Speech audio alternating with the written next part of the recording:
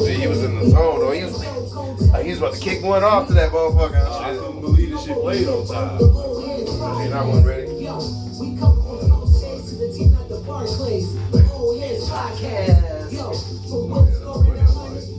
He said, "Oh, Hogan, we coming for you, nigga." Yeah, buddy. Oh, I don't like, huh? We coming for you, nigga. You on Wi-Fi? They said they can't continue the live video. I don't know I don't know if that's Wi-Fi or what. Mm. Yeah, it should be on your, yeah, I'm on your Wi-Fi. Yeah, tap that motherfucker, man. You got that shoebox Wi-Fi. What's going on here, cuz? He running from the shop. So you running the shop. Old Heads, episode 148, man. Back in the basement. I'm your co-host, Omar, aka O'Milly, aka that dude, aka Mr. Rello. If you know, you know. Go ahead, keep going. It's all good, man. Come up closer, so No, keep running. Of course, we gotta give a shout out, man. Man, we gotta give RIP to the brother John Brinkus, the host of Sports Science. He died of suicide. He was 54 years old.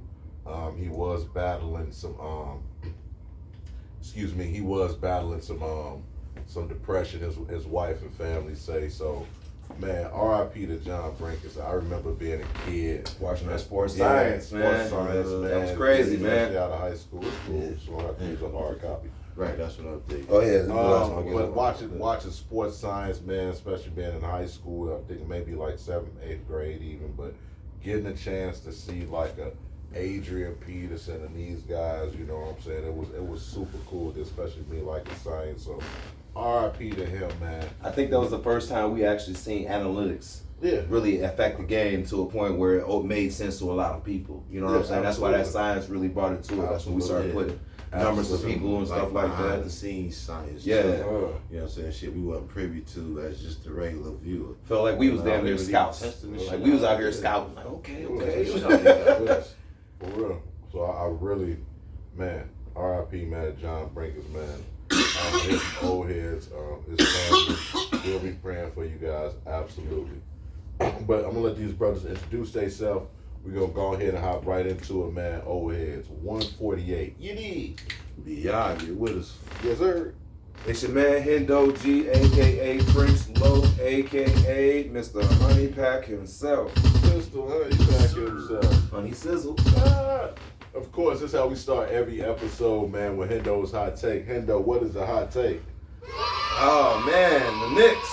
You do so good, then you go so far back. I don't know what to tell you. Releasing Tom Thibodeau right now. This may be a good thing, this may be a bad thing. The reason I can say this is maybe a bad thing is Tom runs that 5 to 6 unit course the whole season in deep playoff modes and everything. And this has cost Tom several jobs running these guys ragged out here. Not because of his coaching style, not because of how he gets the job done, not because of his winning record, which he does have on multiple teams. It's because of his play style and what he does to that starting 5, aka maybe plus one more than that, maybe the starting 6. He runs the motherfuckers to the mud, to damn near the brink of injury. Now this can work out for you, or it can really bust your team up. I think this is some of the reasons why the Bulls ran a very rugged team, because if we remember anything about Tom Thibodeau's Bulls, they always was fighting injuries. Everybody was fighting injuries, from Luol Deng to Jakeem Noah to hell, Derrick Rose, the most obvious. Everybody was fighting injuries. This might have cost them a finals look, but I'm not gonna blame this all on Tom Thibodeau, because if it wasn't for this playing style, they would not be in the position that they are right now, which was a winning position. This is something that you really gonna have to review. There are a handful, and I do mean a handful, of very elite coaches that are on the board that can make this team a championship winning team. But letting both Tom Thibodeau and Brunson's dad go in the same swoop, you're kind of losing a type of aggressive play style which made you guys successful in the first place. It was because of that aggressive play style, that mindset that Tom put them in, to why they were doing the winning things. Now, if you kind of take that away, it might make them a mediocre team now. Like, the pieces are going to be good, But the aggression, the tenacity, that you kind of lose a little bit that when you let a guy like Tom go, because he holds everybody accountable with a very loud passion, and you know that. But to let this guy go after he just got you guys probably the furthest you've been since, 2000, maybe late 90s. That's tough. 1996. Late 90s. 96. They played. Or was it 97? Was it 96 when they played Houston? Or Yeah, I think so. 96 when they played Houston. Yeah. Houston won twice. 96, 97. I don't know who the first one was. Second time it was Orlando. That's right. Yeah, Nick Anderson missed all those free throws. I had to be 95. No, 95 was the Bulls. Well, no, the Bulls. Yeah. That's right. It's 94, 95. 94, 95. 94, 95. Yeah. But to let these coaches go when you guys are having winning records, we need to stop that narrative. I would 100% agree. We really need to stop that I can say narrative. even more. Matter of fact, I probably will later. But at the same point in time, yeah. Yep, I 100% agree. So I hope this works out. I hope they pull in maybe a Monty Williams or Mike Malone or somebody, but they're literally probably good coaching and a couple pieces off the bench from being in the finals where they need to be, where they should have been this year, to be honest with you. I like that. And that is Hendo's. Excuse me. And that is Hendo's hot take. Man, we're gonna move right into it, man. Black fact of the week. Don Staley recently received a statue, but did you know the first African American, to win an Olympic medal was George Coleman Poage? Hope I'm saying his name right. Poage. That's Poage. So Poage. Jesus. Polynesian. But listen, but check this out though. This is what I found out was even more wild. He was a University of Wisconsin star, winning 2 bronze medals in the 1904 Olympics. Another thing, if you're in the La Crosse, Wisconsin area, you can see a statue of George Poage at Poage Park in La Crosse, Wisconsin. The things you find out doing research. Crazy. I had no clue. Yeah, I believe it's actually right on the south side, if I'm not mistaken. Yeah, but it's Poage Park, and it's a cool bronze statue of him. But yeah, the first black man, it would be in La Crosse, it's crazy, the first black man to win an Olympic medal in 1904, won 2 bronze medals. So shout out to man George Poage. I hope I'm saying this right. I'm not sure, my apologies. But yeah, man, like I say, man, if you're in La Crosse, Wisconsin area, man, go check it out, man. Piece of history, who knew? But moving right along, sports entertainment news. OKC versus Indiana. Now we all saw Halliburton, him pull out the big shot. Pacers won that first game. But who's gonna win the series? Y'all out there, let us know who y'all think gonna win too, man. Don't be dusty, man. Hit that like and subscribe button. The best team gonna win.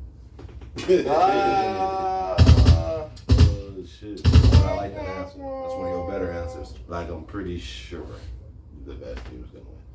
No, but man, it's kind of hard for me. It's a long, drawn out explanation why I would say this. Can't believe I'm saying this, but You know what you want to say. the Indiana Pacers, man.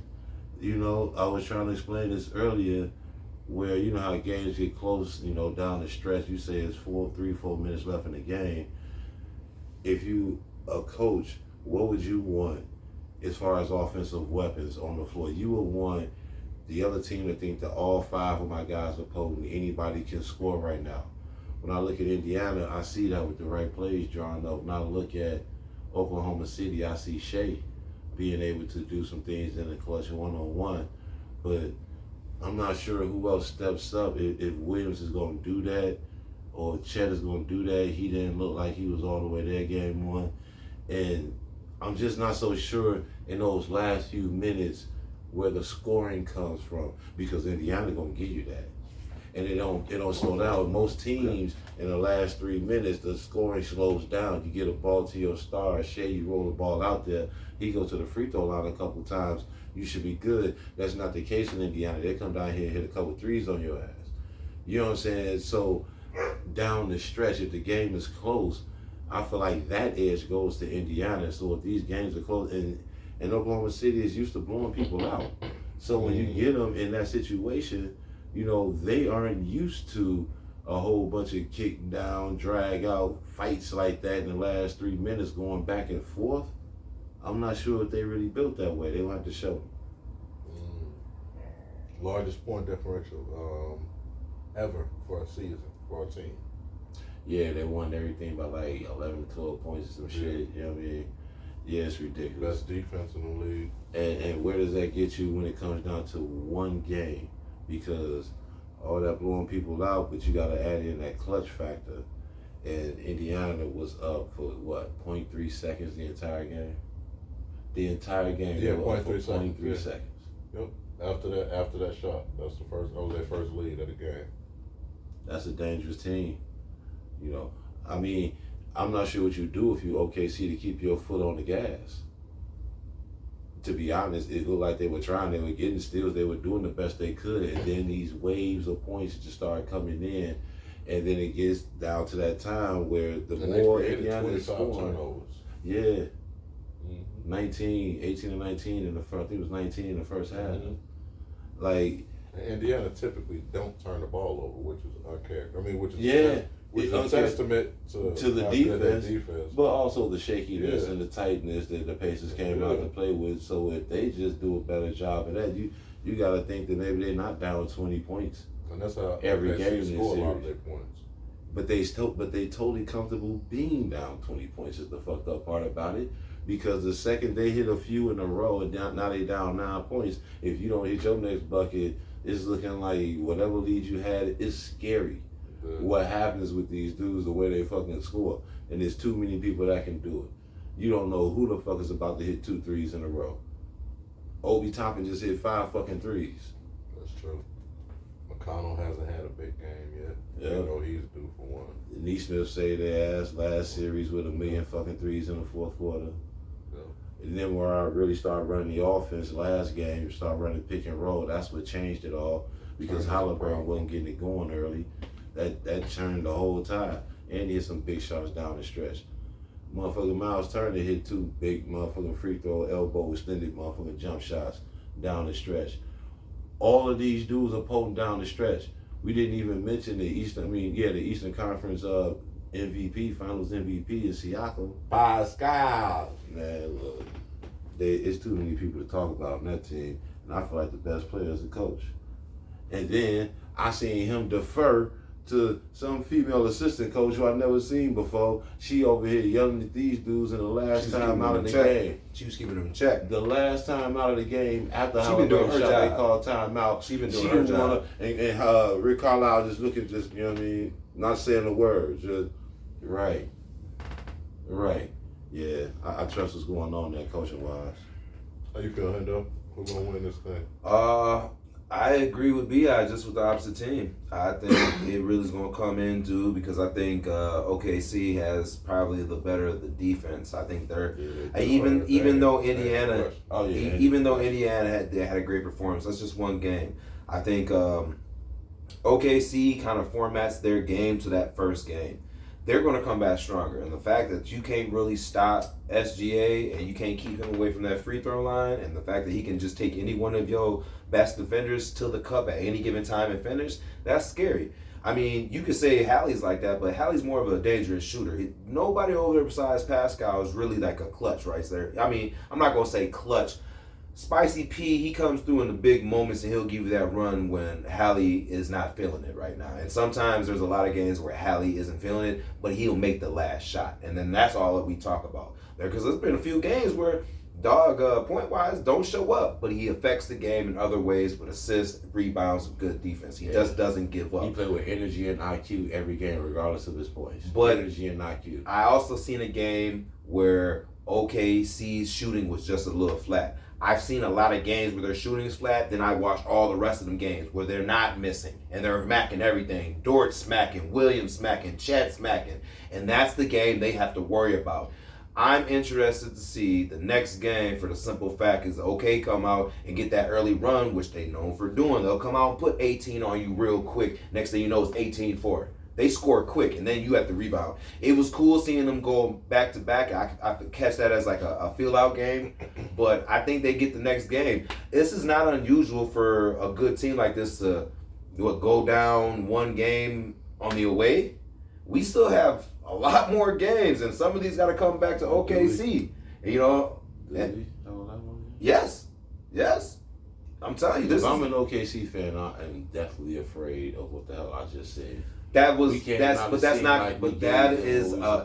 is an occurrence when you keep close games. When you come out here and you play, like I've seen a lot of guys have flat shots, they just weren't comfortable. You get that next game, you know where people at. You understand it a little bit. That was just a punch in the mouth. Now you get the rebound. Everybody in this boxing game and all these games like that, you get punched in your mouth sometimes. It's how you recover and how you go back attacking the rest of the series. And that's kind of what I see. That was just a punch in the mouth. It happens. But when you go up 20 on the team at home and that team come back on you to win and this game won, that's sending a message. Because I think you got stagnant thinking you was playing like the last team. It's like you were playing in the last series. You got stagnant one game. You let your foot off the pedal. It lets me know they shouldn't feel like they comfortable unless they up 20 again, and then they still shouldn't feel comfortable. I think and that's the problem. But see, this is a whole thing like you had said though. Sometimes you think you got a nice lead on these niggas and they score so quick, next thing you know, they down by 6. Mm-hmm. You know what I'm saying? And it's 2 minutes left in the fucking game. But what if you keep doing like that and don't let off the pedal? You win this game by 20. I don't think they tried to let off the pedal, and I think that's the problem. I think they underestimated. That's the punch in the mouth. I think what I said earlier is what's going to play out when I feel like late in the game, down the stretch, if I'm the coach, if I had to pick a team, well, with the way those coaches are, if I can just, just be, a fly on the wall in the room, I'd rather be in this room if I want to be a champion. It's the Pacers. Because of the way they play down the stretch, it's a big problem. They keep coming at you. They don't have. Are we going to act like players. This is the same OKC team? We haven't role players. This just happened to them before. This is a team full of Robert in these playoffs. This has happened to them before in these playoffs. They've lost games just like this, where they let teams come back and just get them in the end, but they end up winning the series. This is what they do. The real factor is they cannot stop SGA. When he gets going downhill, he has to. He almost has to, and the problem is he was doing that. If Chet has one of his good games, he went to the free throw line late in the game. At least I don't know how many times, but I seen him at the free throw line. Chet had a flat game. He did. He's not gonna have back-to-back flat games though. So who you got winning? You got Pacers. I guess I got the Pacers. OKC, man. OKC. Yeah, I gotta see what the league's MVP talking about. Man. We talking about Eastern Conference champions. Let's see what the MVP talking about. Yeah. There's a reason why he got MVP. Man, talking about MVP. I feel like Allen Iverson got MVP. The MVP normally loses. The MVP always loses. Joker didn't lose. Most of the time. He won that year, I think, when he got MVP. He's won it 3 times. One of them years he won. Well, talking about MVP, let's actually move right into the next question. Did the NBA get it wrong by giving Pascal Siakam the Eastern Conference MVP, or should they have given it to Halliburton? I feel like Siakam edged him out with the stats. A few more points a game. I feel like rightfully so. He got it. He earned it. I feel like maybe you could have gave it to Halliburton, for the late game heroics and shit like that too, leading the team. But it's kind of a toss up. It's like a Jaylen Brown and Jason Tatum thing where you really can't go wrong, really. I mean, shit. We still looking at a series where they gave Iggy the motherfucking Finals MVP for a block. You know what I'm saying? Yeah. I'm just saying, bro. We watched that. I mean, he didn't have a bad performance. You talking about Iggy Iguodala? Yeah. For the defense on LeBron. Yeah, I know, but I get it. But they still get a Finals MVP. I get it, but it's like, oof, okay. Because everybody was kind of shocked though, but it was like, okay, well, you understood though, you know what I'm saying? But initially, the way that series played out, LeBron was winning, they was imposing their will until they figured that out. They inserted him to guard him, and then they won those remaining games. And it kind of was a trigger. It just was funny because he was a role player. So. Right, averaging about 8 points a second game. Yeah. what's most valuable? Though, right. I get it. But we see this all the time, man. LeBron would have averaged a triple. I don't think they got it wrong because I think this is something where you look at like I hate to say this, but sometimes your legacy in the game. Pascal Siakam's been a dog for a long time, all right, and he just kind of gets looked over a lot, man. He's a really consistent player when at 100% healthy. You know what I'm saying? He battled through some injuries and still was dogging people out. It was just, you know, him getting to the right team, and he clearly looks like a standout. You know what I'm saying? Giving out the performances he had as well. You know what I'm saying? And the defensive prowess that he had during that too. I think it was rightful. That's the reason I think Jaylen Brown got it the 1 year over Tatum. It was more defense than offense sometimes. Sometimes when you able to lock up and actually play good defense, remember he had them big blocks to end out a couple games and all that shit, that's what gets you there. And Pascal was balling. Nobody could fucking stop this motherfucker. Everybody had an answer for Halliburton, but shit, nobody had an answer for Pascal Siakam. He was dogging him. He was having his way against these niggas. Pause. It was crazy. He couldn't be stopped. Carl Anthony couldn't do shit with him. Not a motherfucking thing. Who's their next biggest dude? The nigga with the headband. Williams, whatever his name is. He was getting dogged. He's too slow. He can't even shoot free throws. So they was working his little weak ass. I'm just saying, this is what was happening. He was basically a small forward coming out here. He has six. This nigga is literally a power forward. He like 6'9", and he balls like a small forward. You can't stop dude. 6'8", 6 shit. That's He only 6'8". Yeah. He seems taller than that. that's what man. Listen, he balling, bro. Like I said, he's like a power forward, but Yeah, he's No, he 6'10". is a powerful. right. But he balls like a small forward. He like a Lamar Odom. He got handles. He got back down. He ain't that low. No, it's just the handles. No, that's what he's saying. He's not a low. No, you don't know. Not that low. For his career, 18 points, 7 rebounds, 4 assists. He has won Most Improved Player, 3-time All-Star, NBA champ, 2-time All-NBA, and of course, Eastern Conference Final MVP. Yeah, man.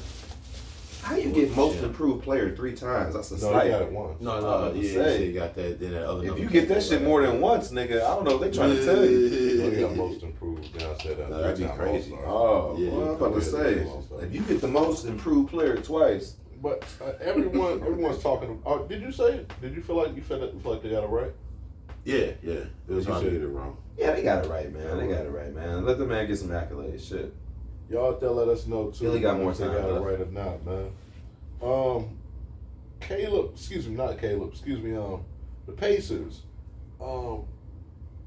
won, but we've seen like this Halliburton like run, right? This playoff. Yeah, run. I've seen him before. Where does Halliburton playoff run rank in the past decade as far as players? It all depends on how they finish this shit out. Because if you don't win it all, then it's a magical run. It was nice. It was fun. You know, very entertaining. You know what I'm saying? I'm watching every dribble of these fucking games. You know what I mean? But if you win it all, this might be the coldest run I've seen in my entire fucking life. And I can tell you why in the short form. Mainly is because of the players. These ain't the biggest stars you ever see. Normally it's always Mike against Stockton Malone, or Ewing against Elijah Wan, or Steph against, you know what I'm saying, LeBron, Kobe against KG. You know what I'm saying? Like, Shea is the big name. He a superstar. And this motherfucker's MVP. But they really didn't want to give him that. He been killing since last year. They kind of easing him in the spotlight, basically. So, and he's the biggest star of the whole shit, because Halliburton was, most underrated. So he's the biggest star here. So since you have all of these non-stars like that, and they competing on this motherfucking level with the defense of OKC, and they scoring, you know what I'm saying, proficiency and shit, and then you got motherfucking, it's a whole bunch of underdog, dog-ass motherfuckers out to compete, whether you know these guys or not. I heard they did like 8-point-something million, which is the lowest amount of views for an opening game in the finals since like 88 or some shit. Don't ask me why I remember that stat. But same point in time, like, yeah, because I only read it once. But same point in time, though, like, it's just all of these, and the competition is crazy just along with these guys who are not household names. Then you got all these damn game winners.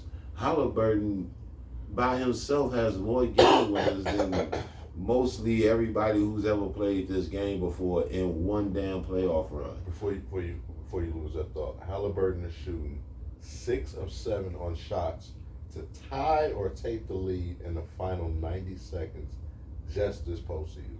Just this postseason. When I seen that stat before, they had it up next to LeBron, who had 8, and a couple other motherfuckers who had a few less than that or some shit. And it's like, damn, Halliburton has only been in the league a few years now to be, this number is going to fuck around and go up. And, it's funny what it took LeBron 20 years to do, why people claim he's so clutch. Halliburton is doing it in a short amount of time. But and it made me want to revisit that question about Trae Young last week, because after this run that we are seeing by Halliburton, I feel like he is clearly even more clutch than Trae now. He's done it in this whole playoff run, whether it's a fluke or not. You cannot deny what the hell you seen. That shit look crazy as hell. You better not do no shit like that again in this motherfucking final. He better not. Tyrese Halliburton and the Pacers players have just 2 turnovers in 33 minutes of clutch time. Yep, they put the ball in Nimrod's hands. They had him run pick and roll. They took it out of Halliburton's hands just because he was getting sweated. But it worked out down the stretch. Jesus Christ. 3 of the 7 biggest playoff comebacks since 1996 belong to the Pacers. All in this postseason. They came back from 20 too many times.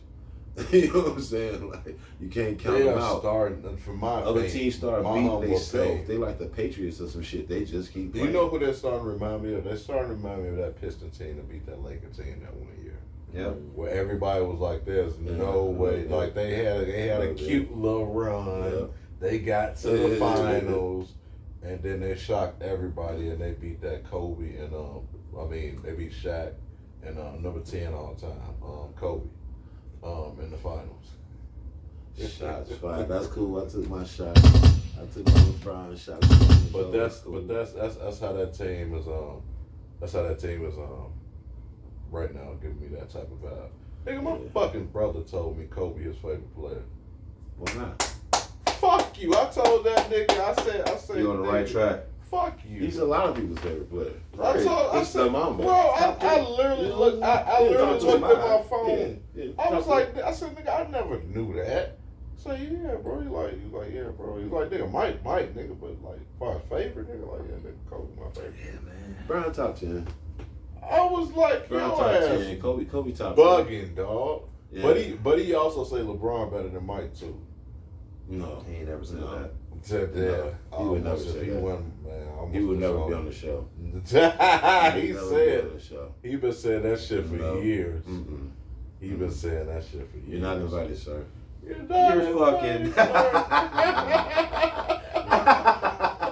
Oh shit! Oh, that's hilarious. You can't have that, sir. Yeah, that nigga said. I'm saying, nah, bro. I tried to break it down. But anyway, that's a different conversation. Hendo, how you feel, man? I mean, I put it up there, but I'm still thinking about, and let's keep it a buck.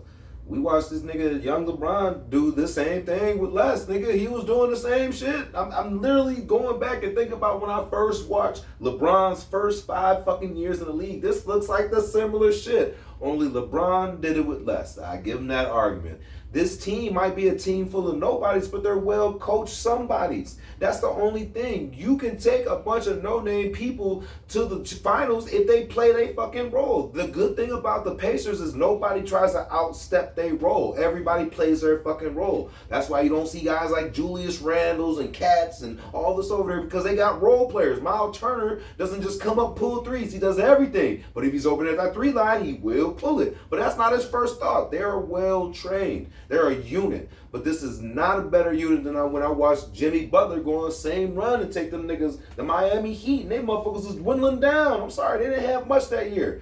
Jimmy Butler took them in places they weren't even supposed to go that year. Let's keep it a buck. That team couldn't shoot. Thank you. This Indiana Pacers team is the best shooting Everybody team. can shoot. This is a well-groomed team. They're the best shooting team in the But playoffs. it's as far as the individual play, I think I've kind of seen a few other guys play a little bit better individually to get their team to this spot. You know what I'm saying? And I'm not taking nothing away from Halliburton because he plays amazing. But like I said, there's times in that last series I had to watch him defer to Pascal Siakam a lot because he wasn't on. He was not feeling it. But he improved in other areas. Like I said, that there's times where his scoring, he might be out there shooting 3 for 13. But the motherfucker also had 12 rebounds, 15 assists, 2 steals, a block, a game-winning block. Just something like that. Stats that fucking matter. It's not always about scoring. Sometimes you have to know to play your role if you're not hitting. I like that out player. That's IQ. That's smart. I'm not hitting tonight, fellas. Let me help out any way I can. But as far as individual performance, I think I watched LeBron do better, man, to get his team to where they need to be. Well, are you comparing LeBron to Halliburton? Because No, I'm LeBron comparing is the obviously comparing the better. playoff run, the runs, just the run, just individual performance amongst the playoff run. You think that run was more exciting? This is a fun ass. There was nobody on that team. It had to be exciting. LeBron was dropping numbers, bro. Had to be exciting. There was one guy killing a team. The only motherfucker he really lost to was a real fucking team. Like a real team. Like the Spurs, a real fucking team. Like he kept running. You not beating them when by yourself. All they gonna do is put the shell. You through. This over. But anybody else, they couldn't figure that out. They didn't have the weapons to do that shit. So when it comes to individual runs, yeah, man. I guess in the AI run could be up there. I had that up there too. Yeah. AI run was nasty. He ran into the Lakers. Though. They wouldn't get past Shaq, nigga. Let's keep it a buck. They wouldn't get. Was it Shaq or Paul Gasol? My time. Man. I think it was Shaq. I think it was probably the. shouldn't have got past the Bucks. Man, listen. And like I said, that's why I put it up as good runs. I think I put it comfortably in like a top 12 run for me to feel comfortable. Top 12. No, I gotta come back and look at a few because there's some older little individual people I want to look at. You know what I'm saying? So I'm giving a little respect to like some of the people cats in the '90s, but Yeah, it's the greatest, my personal opinion. It's the greatest playoff run in the past decade, whether he win or not. I can't even say. I feel like it's more than a decade to be honest, but that's just me personally. Just because of the person, I got top 5 because I'm not giving it, nobody who had like greats. We all did a good job of not mentioning like the great dominant teams, just the guys that stand out, those teams that make it. So I'm definitely gonna honor the 2 that you mentioned, but I just feel like there's some magic about this one. You know what I'm saying? it's a unit. Yeah, But it's a and that unit, one though. shot that he shot when he ran back to the That was crazy. line, Yeah, that was and wild. then it bounced high as a motherfucker. It's like when Kawhi hit that one shot. I was just about to say, But Kawhi hit one. That's what I'm saying. But Kawhi only hit one. Like that's because they weren't This down motherfucker like had that. one every series. we literally Every haven't- series. we Because they literally be haven't needing seen because that. they team keep them in contention. We haven't seen that. Tyrese Halliburton is shooting 13 of 15, 86.7% on shots. Ty go ahead in the final 2 minutes of the game. We haven't seen anything like that. Yeah, and if you then- take just the last couple seconds, it's Right. worse than that because he left, so it's hard to gauge, because that's like a few minutes. And then we can't say buzzer beater because the last one came with .3 left. So it's that fine gray area where we looking at, he just really fucked them up though. Yeah. The Bucks, the Knicks, the And Cavaliers. that's what I was gonna say. These are This shocking ass baskets. run is most guys when you think of buzzer beaters, like when we think of MJ, it's jump shot. LeBron, that one time I think it might have been Orlando, he's like 30 feet, 40 feet out or some shit, and he hit that motherfucker and ran off the court. Yeah, Jump off shot. the glass. Off the glass. It Yeah. was off the glass. Yeah, right. definitely did not call that. Right, no. But when you look at Halliburton, It's the top of the key. Come on. right, and the way he's done it, he's done every buzzer beater at every level.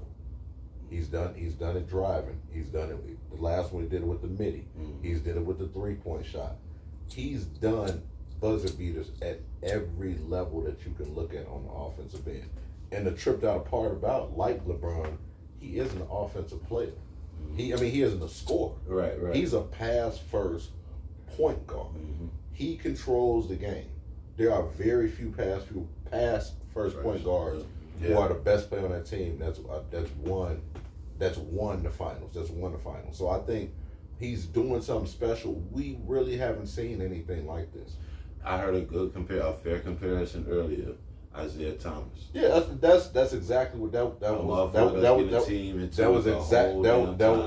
exactly. But we'll take that last shot. That was exactly what I was gonna say.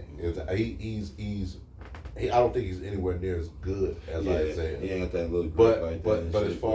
as far as that type of style, because he is that old school type player, definitely Isaiah Thomas. But in my opinion, this is the greatest run as far as the past decade. Like you said, maybe even longer. That I've seen a player having a playoffs. I've never seen when I see the real, I call it how I see it. When I say I never seen shit, when Giannis motherfucking closed out in that game, what was game 6 or 7? You put up a 40 ball, you mean? 50. I've seen all of Michael Jordan's motherfucking games in the finals. I ain't never seen him close nobody out with 50. It's ugly. Certain shit you see, it just stick out in your head like, well, I've been watching this for a long time. I've never seen that. And when Halliburton keep doing that shit and keep doing that shit and keep doing it and keep doing it, I'm gonna take note at some point in time. I know what I'm seeing. It's like me giving it up to Tom Brady. I didn't like this. I didn't want him to say he was better than Peyton Manning, but he fucking was. I give a lot of respect Celtics first round to what he doing, but it's like I feel like we see something similarly, not taking nothing away, but not the same special, but we see something special every playoffs. We also talking about, like, remember when we seen the Nuggets come back from a 3-1 deficit 2 times in a row? That had never been done. That's 4 straight games. Yeah. That's 4 straight games. We seen them do them twice. We seen the Bulls do that 91 to the True, Lakers. They lost game. That was once. Yeah. They did it twice and back to back. That was the first time that 3-1. That's 4 straight. Oh, 3-1 on tripping. Yeah. Who did it? The Nuggets did. Jamal Murray. In the finals? No, it wasn't the finals. No, it was going in there. They was one of them. I think it was the bubble run. They was down in the bubble. Yeah, I think I do remember saying that though. I feel like we see something decent every time though. Every time. Yeah, you see something special, but this is just statistically. It sounds better if they win, but if they happen to lose this, a lot of that's gonna get great shadowed. It's still gonna be some magic to this season. It was a good run. It's still gonna be some magic to this season. It is, and you won't know why. I'll even tell you why, because you said it earlier. You brought up Allen Iverson. Yeah. Everybody, more people talk about Allen Iverson stepping over than they do about the Lakers winning that championship. He was a whole image though. He was a face of the league, low key. Yeah, that's a little different. It's a little different. That's a difference. A little different, but yeah, I get everybody was rooting for that motherfucker low key. Yeah, they loved Ivo. He was one of the most loved players. A little bit different for that reason. But at that point is the same. But I do understand. You remember that season that they had, but you can't remember that season they had because it was Ivo. Yeah, that's true. We gotta switching sports now. We gotta talk a little bit of football, man. Caleb Williams has had an interesting off season, and some scouts say he's trying a little too hard and pressing and needs to focus on the easy throws. If Caleb has another underperforming year, should Chicago go after a quarterback in the next draft, considering there's supposed to be a deep quarterback draft? Gotta let my man take the lead on that one. How you feel, man? How you feel? Yeah. I think everything is due to progression. I think at the end of the day, that's when they did it was the bubble year. At the end of the day, there's going to be some times where Caleb comes through because he's so used to doing him at this moment. You understand? Because there was a lack of coaching so much last year, so you're just kind of outdoing you. But there's flaws in that, and this is what they're going through right now early. I heard the first couple of runs weren't good. There was a lot of breakup in the huddle, miscommunications. I heard the next time they got back out there, nothing. They ran it, executed. It's just going through these learning curves that he hasn't went on a professional level because of the lack of coaching that we put him through last year. Let me ask you this. By the end of the year, before the draft, if it looks shaky, do you think we should go after a quarterback? I don't think this is Is it a deep enough draft to not have to waste like our first pick? Can you get one with the second pick or something? Or to be fair, I think we have a pretty deep quarterback roster right now as far as Case Keenum and Bayesian and what we have over there right now. So I think we good. You could have said Beige. You said No, because we're using him as a learning tool. And when you get a learn shit from Case Keenum. actually you can. Just because he don't have that athletic ability no more doesn't mean he doesn't know how to break down a defense, which he does. I've seen him have good runs. I've always been a Case Keenum fan. I just say sometimes, shit, it's not your cards. I've seen him have a great year and just get benched because he wasn't a starter. I didn't even know he was on our team. See? Right. Well, anyways, I think it'd be too soon. If this was a case of drafting one, I would. If Caleb's not the reason, we need to find somebody that we know what they can do already. Kind of like how when the Rams traded Jared Goff to get Matt Stafford. They knew Goff was a great quarterback, but we need a more experienced Matt Stafford-like motherfucker, and look what happened with them. If we have to move on from Caleb Williams, we need to be looking at a vet coming back in. We need to be looking at somebody who has won something once and just needs that team to go in. Aaron Rodgers. I'm just saying, listen. If shit, and then we might as well be looking at Trevor Lawrence. He should be on the way out. He should be trying. We look at Trevor then. Lawrence on the way out, ain't he? But listen. If that's the case, then we shouldn't be trying to draft one. We should be looking for somebody who already has the talent. Where we know we just need to put the right pieces around him. Drafting another one and waiting for this dude to develop again, we're kind of setting ourselves back, and that's going to be a read because we have people we need to pay, and we need to win with these pieces right now. We're gonna have to get his act together. That's what it needs to be. Well, shit, if you ain't the one, we need to find a veteran. All that drafting right now is point because we only have the coaching staff, we only have the players around you for so long. We got to pay these guys. So let's get somebody in here that we know what the fuck they doing. Go get you, it'd be a Derek Carr. I'm not saying he'd be my prime choice at the time. Well, I'm just saying somebody else that can come in here and throw this motherfucker. That can throw this shit. If we got to look at Herbert or some shit, whoever's on if Joe Burrows don't have a good year, look at somebody. I'm just saying, look at somebody with a veteran skill base. Don't look at another rookie again. I'm just saying, that shit sound good, but sometimes you just need a vet. You need a veteran. But with a rookie, though, you ain't paying that much money, so you can just hide him in the quarterback Yes, role. but there's development years. But you got to wait for him to develop, see if he does develop. How many times do we see number ones sometimes don't develop as quick as they should? We're still watching. Well, I'm just saying, look at Richardson with the Colts. He was a very high pick. Pick. What the fuck for? I don't know. Let them figure that out. They motherfucking knew. That nigga couldn't throw the ball. Yeah, he was an athletic freak. He was trash. But sometimes, what I'm saying is sometimes the number ones, they just don't work like that. You work for, you know what I'm saying? You trying to get out. Sometimes you just need to pull that vet in there. You know what I'm saying? See somebody that you know what the fuck they can do and get them in there. You say, so you say get a vet if that work? How do you feel? I said it wouldn't hurt if you. I don't know what our picks are, but do we have like 2 in the first? Yes, I'm pretty sure we do. We traded up with a lot of teams. We have a lot of second rounds and a lot of third rounds again. Once again, I think we have one or two. I think one's dependent still. I think if a quarterback fall late second round, I feel like, or maybe even first round if we like him enough, I feel like that's not too late. You know what I'm saying? Or too early to jump right on in. You know what I'm saying? If you like him enough, if you had him here, worked him out, or some shit like that. We haven't seen Bajan yet. The little bit I seen, I liked. And that was under a faulty system too. Yeah. Think about that. Yep. Think about under a Ben Johnson system. Yeah. You might see and he's taking those reps, so he getting comfortable running these plays too. That's all I'm saying. We haven't seen the best of him yet. Right. He might still be that, you know what I'm saying, that joker in the we pocket. We haven't seen the best of the Case fucking Keenum yet either and shit. Let's be honest. To be honest, let's be honest. He ain't been around a team like this. But in a Ben Johnson system, a lot of people can shine. And this is all I'm saying. With a new system brings new opportunity. If this works out for a certain guy, this works. I've seen pieces like this work in different systems. You know what I'm saying? We watch Kirk Cousins do whatever in whatever system. Then we come and watch a backup have a very successful year with the Vikings as well. Nobody expected them to go that far with the quarterback they had. Let's be honest.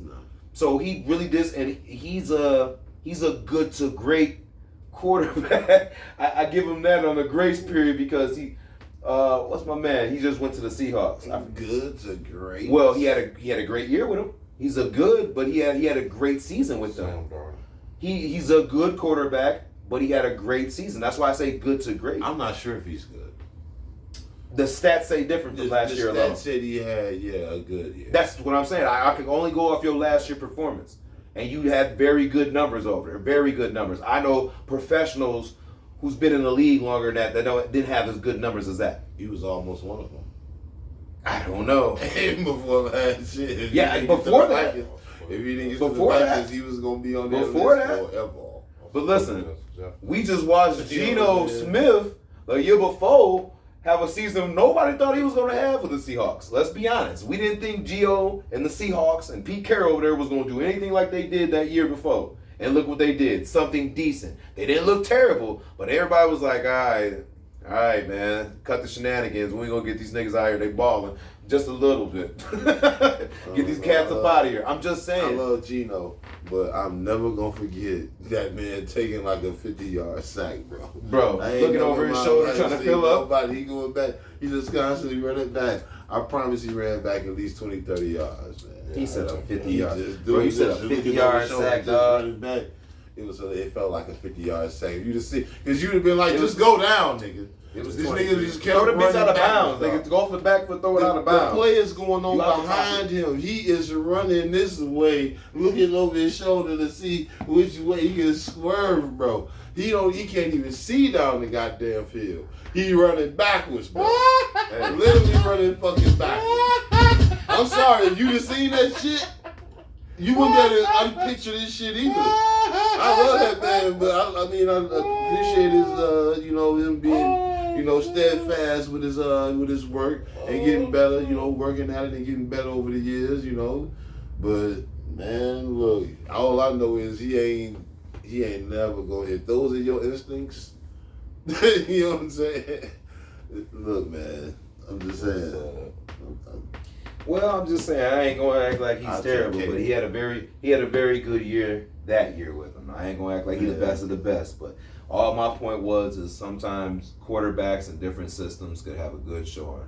I remember watching Fitzpatrick have very good years, but then when they sign him, it'd be very shitty. Yeah, it wouldn't even be a year. He may have had one good year. He could have had a good game. He had the one with the Texans. 2 games. He had the one with the Texans. I think he had one with the Bills. One with Miami. And then one with Miami, and that was it. But every time you sign him, then he was stuck. Yeah. But if he had to play for that contract, that punk was balling. He give you one good game. It'd be magic. But That's what I'm saying. That's what they called him that. one game.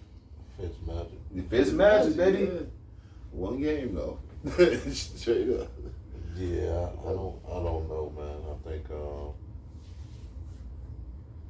don't know. I think I'm a huge Caleb fan. If I'm being honest with myself, I feel like he's starting to feel more like Baker Mayfield than anything. I don't know if Chicago is the place for him if this doesn't work out, because it has to work out this year. You talk about guys like Archie Manning, Lenore Sellers is a phenomenal player. Dual threat quarterback who is also has a cannon and is accurate. Caleb has all the weapons, man. You got Cole Kmet, you got Loveland, you got Luther Burden, you got what a lot of people feel like one of the best young offensive minds of Ben Johnson. They improved that interior. That one kid, Ollie Chapilo, I hope I'm saying his name right. They tested him at left tackle. Yeah, he's nice. 6'8". If he has all the measurables to be an outstanding left tackle. So I mean, he doesn't have any excuse. Caleb has all the talent in the world. I think anybody can see that. But I think yes, if it doesn't, I feel like he could be a Baker Mayfield where he's gonna have to maybe go somewhere else. And I'm hoping that's not it, but for some reason I'm starting to get that feeling, man. But like I said, don't get me wrong, I'm a huge Caleb fan. Anybody know that's my dude. I done won. If that nigga don't work, this nigga might cry. I done won like 3. Man, I might cry. It sounds I ain't gonna lie, I might cry. Right now, Yeah, I fuck with tearing up and talking about it then. Yeah, nigga, you don't even like talking bad about it. Like you talking about it. You know, probably leave. But yeah, man. But hopefully Caleb, everything work out. I'm really convinced most time quarterbacks have that breakout year, their second year. I think he's just far too talented, man, not to work out. So I have to see. yeah, we're gonna have to see. But moving right along, Speculation. moving right along, man. We gotta get a little messy here. Offset, a member of the Migos, is getting a divorce and asking Cardi B for spousal support, and he's getting drugged through the mud for doing so. If the roles were reversed, would women have that same energy for Cardi? If not, why? Man, look, I'm gonna say what motherfuckers ain't gonna want to say. I'm gonna keep it real. I'm single. I ain't gonna hurt nobody. Women get away with a lot of shit. You know what I'm saying? They just really do. Oh, there you go. They get away with so much shit. Like I'm watching this dumbass TV show, MILF Manor and shit. Don't ask me why. But these old chicks, you know what I'm saying? They dating these young dudes and shit. You know what I mean? Then their fathers come. This is hilarious. So they dating the daddies. It's a long story. But motherfuckers out here in their little swimsuits and shit. The one chick ran up on a dude, grabbed the balls, and all I was thinking about was, now if that was an old man, and he did that to a young girl, that just don't play out right on TV. You know, the day and age we live in. So in certain respects, I would disagree. That kind of gets you in the White House. well, exactly. That's the only one motherfucker. I you gotta be- digress. It's the only motherfucker. I had a feeling you was about to say that. That's the only motherfucker you can be in that scenario. Grab him by the pussy. No, funny. That's unfair though. That's unfair advantage being president though. funny You know what I'm as saying? Even on the campaign trail, this motherfucker was grabbing by the pussy. But nah, man, I just feel like it's an unfair advantage, man. Like, why not? You know what I'm saying? If you in that situation, it's a lot of women that's in that same situation who are benefiting from the exact same thing. You only get that if you are the primary parent. You know what I'm saying? So why would you be the primary parent? Why would you not get that? Why is she excluded from the system that the government put in place to protect people who are in these situations? You know what I'm saying? That's completely bogus. You know what I'm saying? Some bigot shit or something. I don't. What bigot mean again? Like, you know what I'm saying? Like, this is bullshit, dog. Like, how the fuck can you be? Oh, because they got money? It don't work like that. We done seen Michael Jordan have to pay Juanita. We done seen Shaq have to pay Shawnee.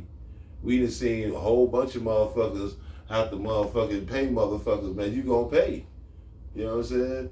Johnny fucking Carson. Everybody gotta pay, man. Kobe had to pay. Kobe got, he got the It was $4 million. Yeah. No, fuck you. I That's want different kind of pay. to say, she Shorty. And it's real. Look at that. On my life. It was the biggest. Put that belt on your hand. On my soul. And I think I'm pretty sure it was 100 bands. She wanted a Lambo, but it only came in a stick. She didn't know how to drive a stick. So we paid 100 bands to get it automatic for her. Oh, wow. Okay. Yeah.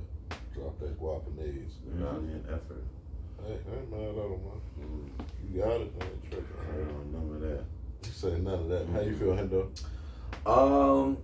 I think this is the day and times where if you're a celebrity or you're making money, you should be having motherfuckers regardless who the fuck they sign prenuptials.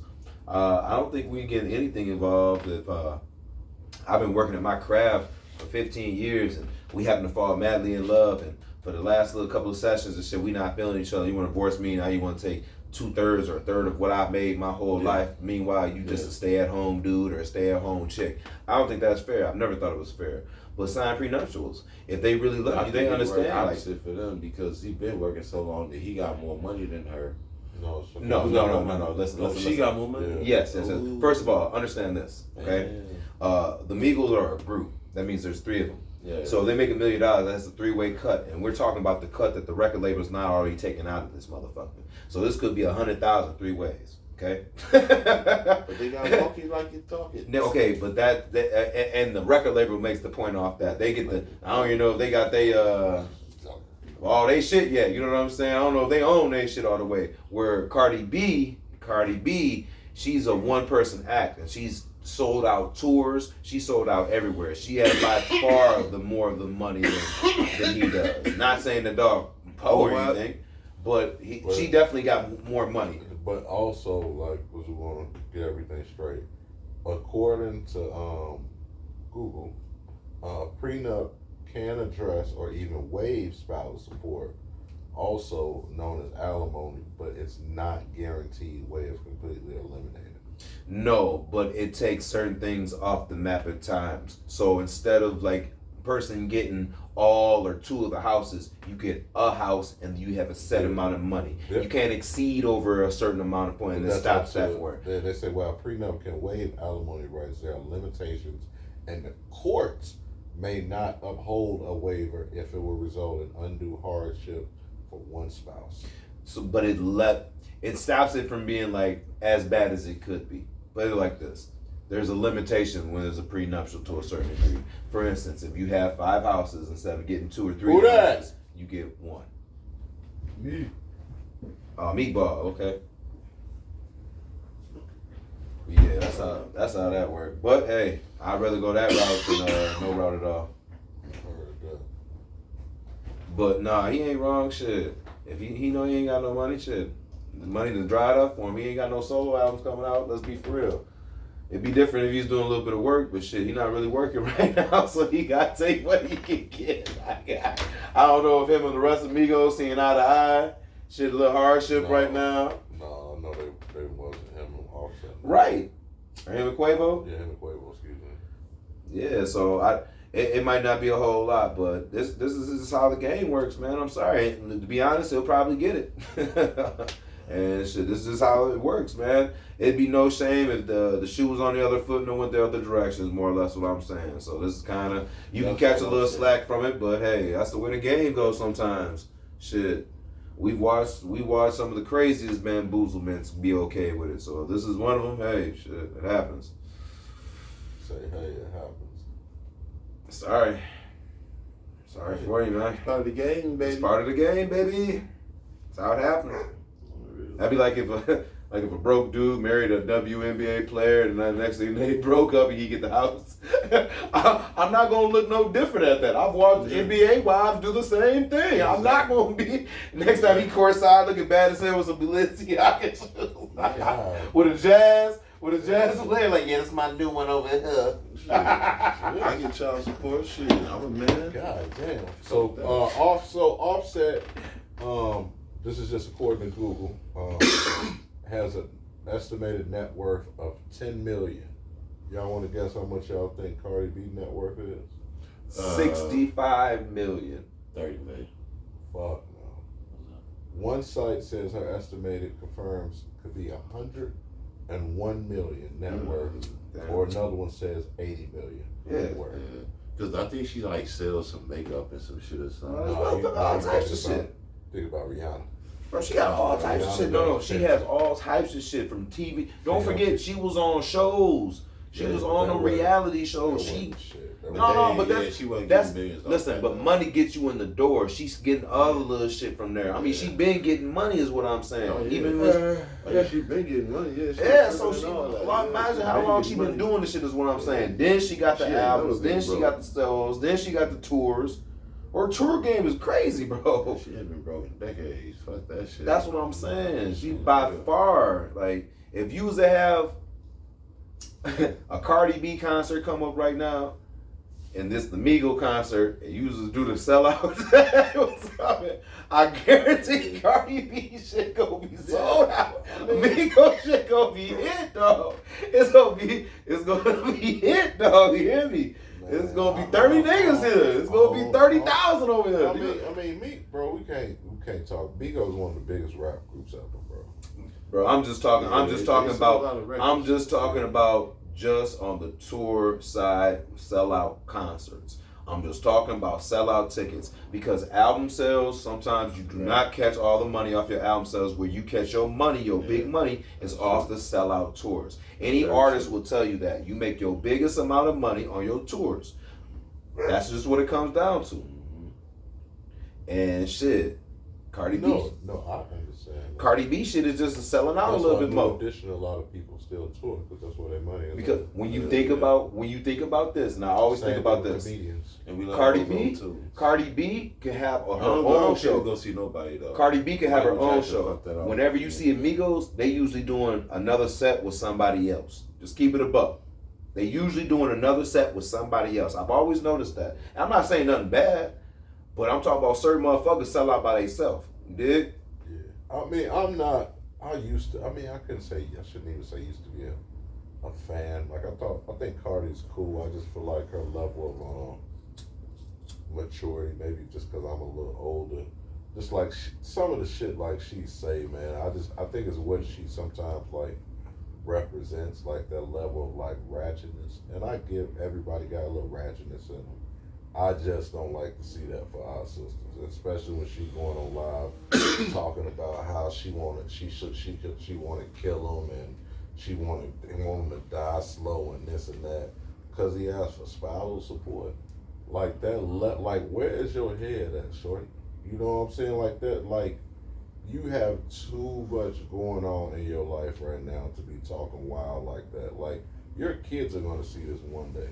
Man, she been capitalizing off of this ratchetness her whole life. Before she was ever on that show acting ratchet, she was a stripper. Yeah. So imagine her attitude doing that. This attitude didn't just appear on the show. No, absolutely. Then how it's just wild to me her how whole like life people capitalize off of her ratchetness, and she basically a tool whether she like it or not. You know what I'm saying? I mean, I hear you. I don't mean to cut you off. I just agree with you because motherfuckers don't. You can't tell her nothing at this point in time.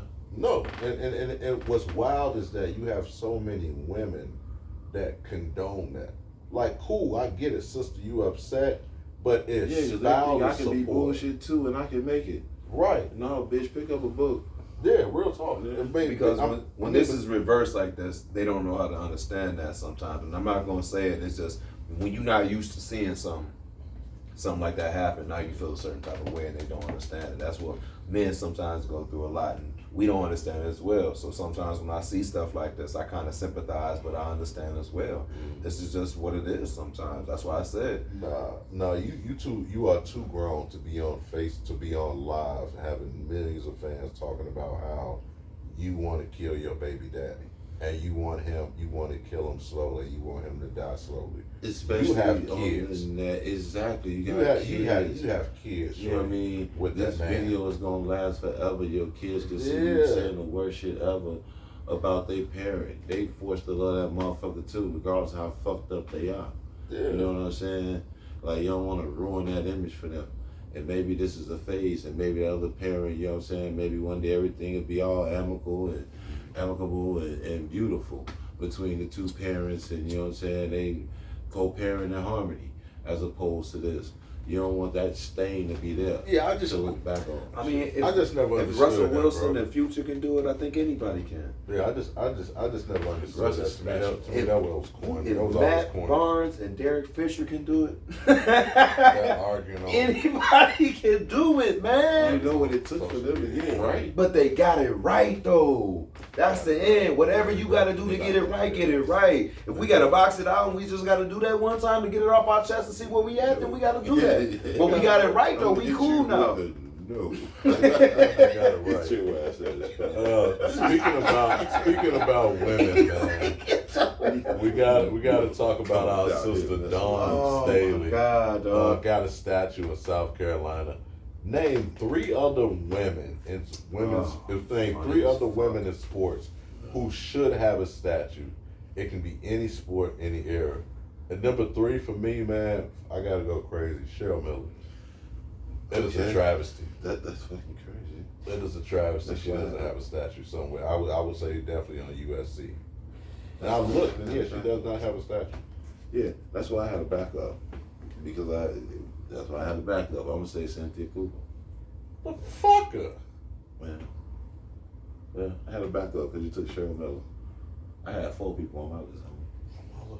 Motherfucker. I knew somebody. Who you got? You gonna fuck my whole little list up, dog. I'm gonna throw my shit in there. Layla Ali, man. Oh shit, that's a good one. Okay. That is you sure she don't have one? I don't think That's she what I was does. gonna say about, I don't Cynthia think Cooper, she does. I don't think she does. My list is full of guesses. I'm not sure these guys. And if so, where I'm at? sure Where the fuck would she have a statue at? Right. I'm not taking none. I'm just saying that. Baltimore, son. I mean, shit, I would love that, but I don't think she has one. I ain't said that shit. Okay.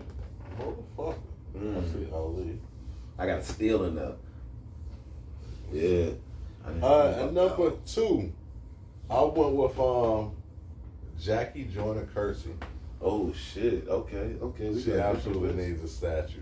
lists. Y'all don't know, go check out Jackie Joyner Kersey, man. Phenomenal athlete. 'Cause FloJo everybody- has one. I'm about to say everybody was talking about FloJo. Yeah, But FloJo. Jackie Joyner Kersey was a dog though. Yeah, You know what I'm yeah. saying? She was winning. did the FloJo decathlon. like let us down and shit.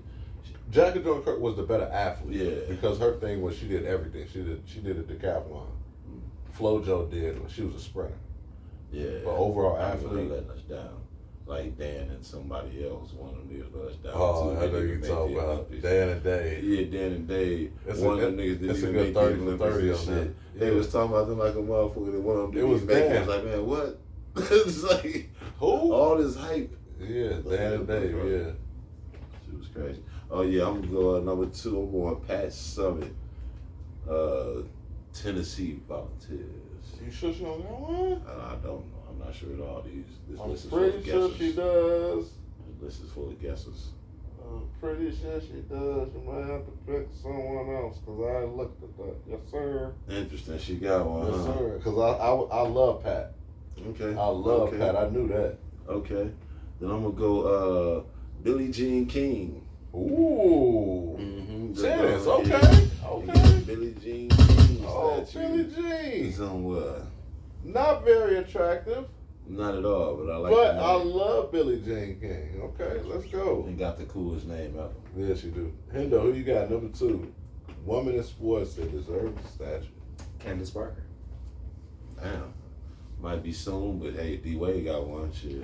Hey, that's the only reason I'm saying. D Wade got one. Ivo got one. Hey, I feel like shit. She was a huge contribution. She was holding it down. As long as I know that she been a winner. Yeah, I love to see one in Chicago. To be very honest. I mean, you know. And that's a place they'll give you one too. Like, look, come on. Run it. Sky, Even she Pippen us- got one. She Shit. brought us a championship. I mean, shit, come The on. Sky now. won a championship because of her. And she could have picked anywhere. She Yeah, could've went she just anywhere. came back home. Shit. For real. Yeah, I love. That is a great fucking pick, Candace Parker. Number 1 for me. It's fucking shame, bro. Cynthia Cooper. That's who I think. If y'all Yeah, don't know, okay. Cynthia Cooper before Caitlin Clark or any of that, she is the one that really. Don't get me wrong, Caitlin Clark definitely elevated the WNBA. Yeah. But there is no WNBA Cynthia. if you don't have Cynthia Cooper. They reigned. She was their run in sports is one of the greatest runs I've ever seen from the sports. She team. was one of the reasons why they made that league.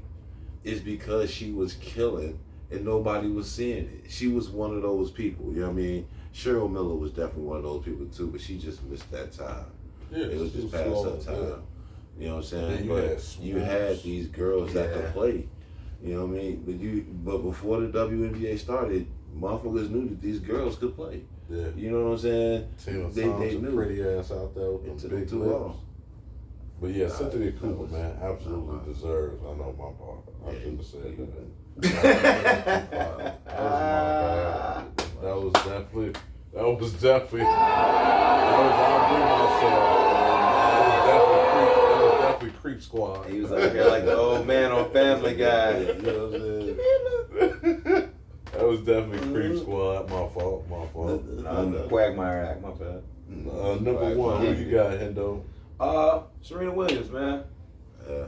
I feel like shit. She was the most influential female tennis player I think I've ever seen, and shit, I think she deserves a statue somewhere out by Wimbledon or one of them places. At least a little headpiece or something, you know. Okay. Shit, my number 1, I'm gonna go Doris Burke. Ooh, You wanna This know, nigga. you wanna know why? You wanna know why? Because this nigga just took my number 1, goddamn. Ooh, he It said was Doris Serena Burke. Williams. Serena you could have went Williams is Venus. the You could have went obvious- Venus. Nah. This- Damn, don't do young Venus like that. First and foremost, She was cold, yeah. she opened the door. Yeah, she did. She walked so Serena could win. You know what? That's a fact. I could have did that with the list. The other sister. You know what? Let's put Poetic Justice. I'm gonna put the other sister on the list. I'm an open mind. Oh, Venus, man. She wasn't bad, man.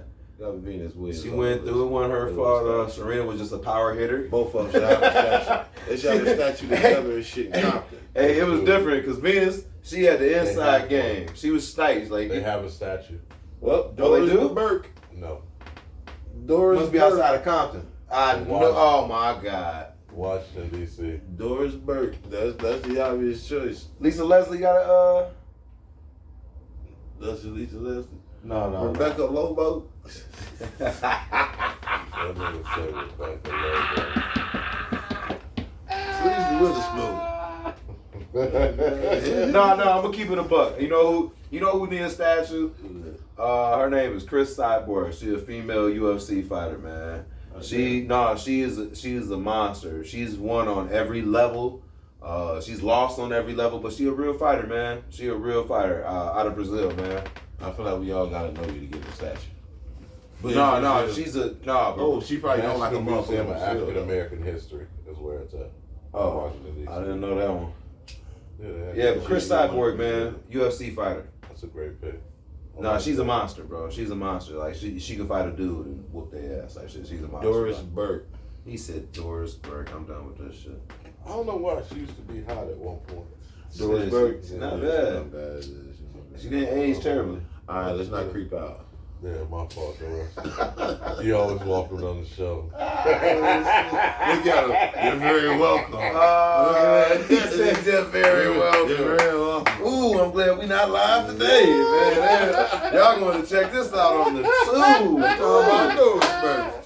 Doris Burke. That's how views went up. Man, for real.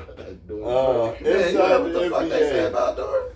All right. Inside the NBA, speaking about Doris, inside the NBA will be moving to ESPN and ABC next season.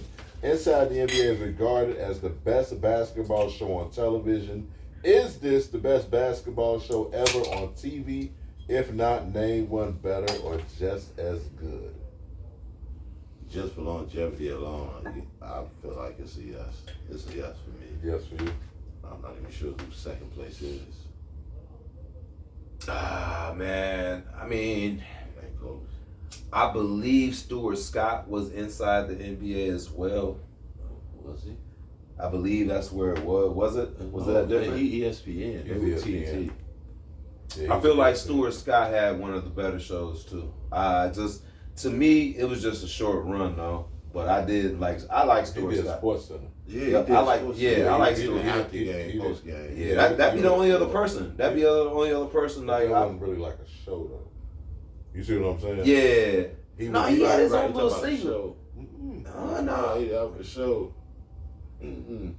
I'm telling you, bro, I love No black Stuart man Scott. had a show. Yeah, well, I guess not. Yeah, Until Steve. this has only been the only one inside shit. I remember when Barkley first got on there. When he first left the NBA, he started doing that. That's when all the views would start going up. Steve Vai was the first black dude to have any show on ESPN. Any show. Game show. Yeah, He was the first guy. I know what you're talking about, but no, he was just on Sports Center. But it felt like it was his show because every time after the post game, he was always the one talking basketball. Yeah. Yeah, he'd be on the floor and everything. Yeah, You know what I'm saying? After the yeah. game, sometimes he reported from the floor. I see that. They shit. should have made it a show. They would have made a shit ton of Yeah, money. they ain't know yet. Yeah, they didn't know. You know what I'm saying? Shit, dogs just had a natural vibe. Shit. Yeah, oh, Motherfucker, what's the name? Still doing cold pizza. Motherfuckers, Skip Bayless. Like they ain't know nothing about He no said first cold take. pizza on my soul. You know what I'm saying? On my Yeah, soul. they ain't know shit about no first take yet. Steve A. Smith was still in Philadelphia beat writing. I think I would Nigga say said beat right on my soul. I love Inside the NBA. Don't get me wrong. Probably one of my favorite shows. Probably the best basketball show, but only two shows I can think of that could possibly rival it What's the right? is do y'all remember the Best Damn Sports Show? Yeah. Mm-hmm. The Best Damn Sports Show, Yeah, I remember that. and also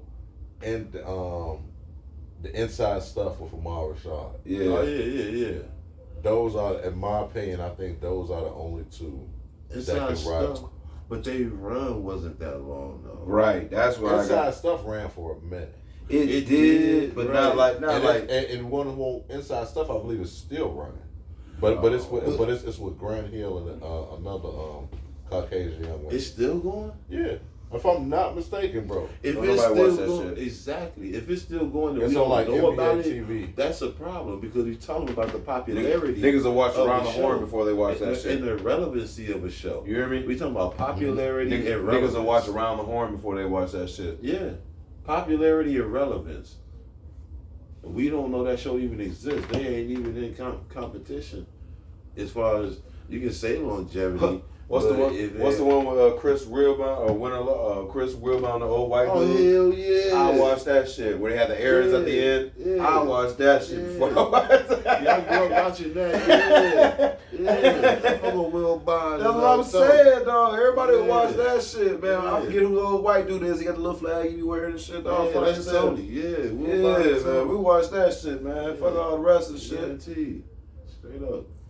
Man. Fuck with that shit. I'm But sure it's shit. called right now. Let's Yeah. forget, man. First Take ain't what it was, neither. Motherfuckers ain't really vibing with that shit no more. That's kind of a I forced still watch. fuck for First Take. Every once in a blue moon, but there was a time when motherfuckers really watched that shit to see During what the the music gonna basketball talk about. season, I'm on that because he tapped in to too many motherfuckers. So Let's be honest. Hey, keep it a buck. This On the nigga basketball breaking set, motherfucking on the trades. basketball, if the Knicks lost, niggas want to tune in to see what motherfucking not Stephen A, but Skip had to say about that because he knew Stephen A was a huge Knicks fan. Well, or if the Cowboys lost, we had to turn in because we know Stephen A finna go in on Skip. But I look at You Steve dig what I'm A saying? like Shefty, Under though. those games, But we tuning in. Steve A will literally break some news on the trade or some shit via text message during the show. It can, that's like, you know what I'm saying, the most visual way I can like say that he got inside information. You know what I'm saying? It can literally just play out just like that. But to me, it's like watching Shefty though.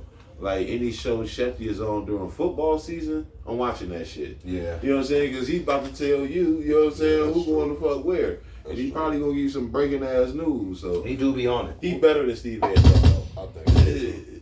Speaking about commentators and Stuart Scott and this and that, I want y'all to name y'all 3 favorite basketball commentators of all time.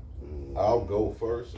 Number 3 for me, love this dude, man. Huey Brown, 05 Hall of Famer, 33 years as a coach, 35 years as a TV analyst. I could listen to a Huey Brown game all day long. The czar of the telestrator. What was that old the Atlanta Hawk coach? What was his name? No, man, I can't remember his name. I'm gonna come back to it. Ballhead? Nah. I'm gonna come back to me. Okay. No, not come back to me. I'm gonna give you one right now. Freaky Jason. Marv Albert. Ooh. Freaky Jason. Yeah, the Freaky Jason. He bit that girl in the back 50 times. Hey, and I just in the courtroom. Oh, They just in the courtroom. The motherfucker that examined the girl. They said that was all. That's my They number said 3 too. 18. They said 18 to 20 times. I know, So bro. 18 to 20 bites. It wasn't 15 bites. He was nibbling back there. He didn't know what he was Yeah, doing, dog. He blacked It out. was more than one. He blacked out, dog. He was just black out biting the motherfucking ass up. It was more than enough. Freaky Jason. That's my number 3 Free too, Jason. man. Free Jason, man. Yeah. On to your number 2. That's crazy, dog. Nasty work, man. Hey, sometimes you just a freak, man. He's a Freaky Jason. That's what he was on. That was no warranty. Oh my God. Yeah, that was a Hey. It's his charges, man. We just keeping it factual. Oh my God. Still got a That job shit's with all that. hilarious, It's weird. bro. It's very weird. Fucking Freaky Jason. All right. Oh, excuse me. Josh Giddey. Still got a job. I just wonder how they still employed. You know what I'm saying? Cuz, man, wasn't nothing happening, my guy. That was a cap. Okay.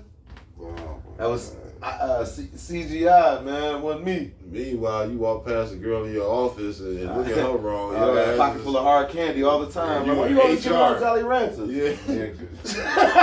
Why you always got Jolly You Ranchers HR in your in 5 pocket? minutes and Nigga, shit. what you mean? They gonna call your name over the intercom. Age, nigga. What Hey, man. Instagram said different, She fam. had on Tuesday panties. Damn, she told you she had to be to school in the morning. Her lunchbox is over there. Don't no college person gotta worry about that. I'm just calling in first period, don't trip. Nigga, if the syllabus is in crayon, it might be dangerous.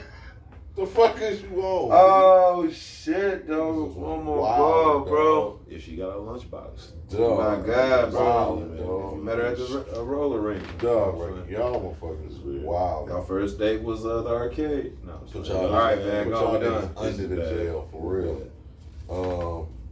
Number 2 for me, PTP, baby, Dick Vitale.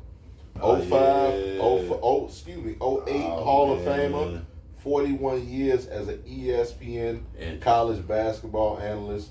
Absolutely one of my favorite analysts of all time, man. Dickie V. hell yeah, that's a fact. Dipsy Doo Dunkaroo, so many quotes, man. He's a Man. PTP. PTP. He's a PTP, baby. Oh, he's an area code jumper, baby. Yeah, From down anywhere in the area code. nah, you kept me, yeah. My old cupcake team. I think I had an all cupcake team. I ain't never heard that one. Yeah, shit. Dickie V. He'd have some all teams though and shit though. I remember the cupcake one. He had an all something team. What you got? Number 2. You said somebody from Atlanta. No, what's the name? Nah, it's too many motherfuckers. And number 2, I got a combo of Van Gundy and Mark Jackson That's a good one. together. I'm not even mad at that. I'm not even mad at that. See, and I ain't even did that in a while, but okay. Yeah, Okay. and I did it quick too. You know what I'm You saying? just threw that right in there. Sneaky dog. Yep. Hey, man, you know, I learned from the best. Dirty, what you call that nigga dirty, damn? Had my pen Taking out, notes. man. Yeah, straight What'd up. you call him? Freaky Jeff? Freaky Jason. Freaky The Freaky Jason. classic. What we talking about, boy? Freaky The Jason. Freaky Jason. Who you bro. got in though? Number 2 favorite sports commentator, basketball commentator. Excuse me. Kevin Harlan. Yeah. Ooh. Yeah. Ooh, I like that. Yeah. Definitely like Kevin Very Harlan. familiar voice, but just used to hearing that voice. God damn. How many shots we got? That's a whole Yeah, man, my fault. I had this button too many times. Number 1, it's easy, man. Stuart Scott. Born in Chicago, 27 years as a sports commentator. Famous phrases: "Booyah, as cool as the other side of the pillow." "He must be jelly because jam don't shake like that," as well as many more.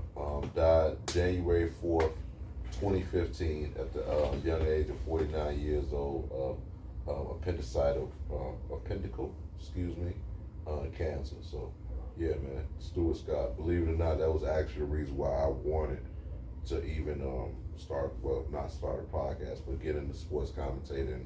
Wanted to go to Columbia, and was because of Stuart Scott, man. So, yeah, that was absolutely my favorite sports commentator of all time. There wouldn't be you wouldn't know who Stephen A. is, I think, if Stuart Scott was still around.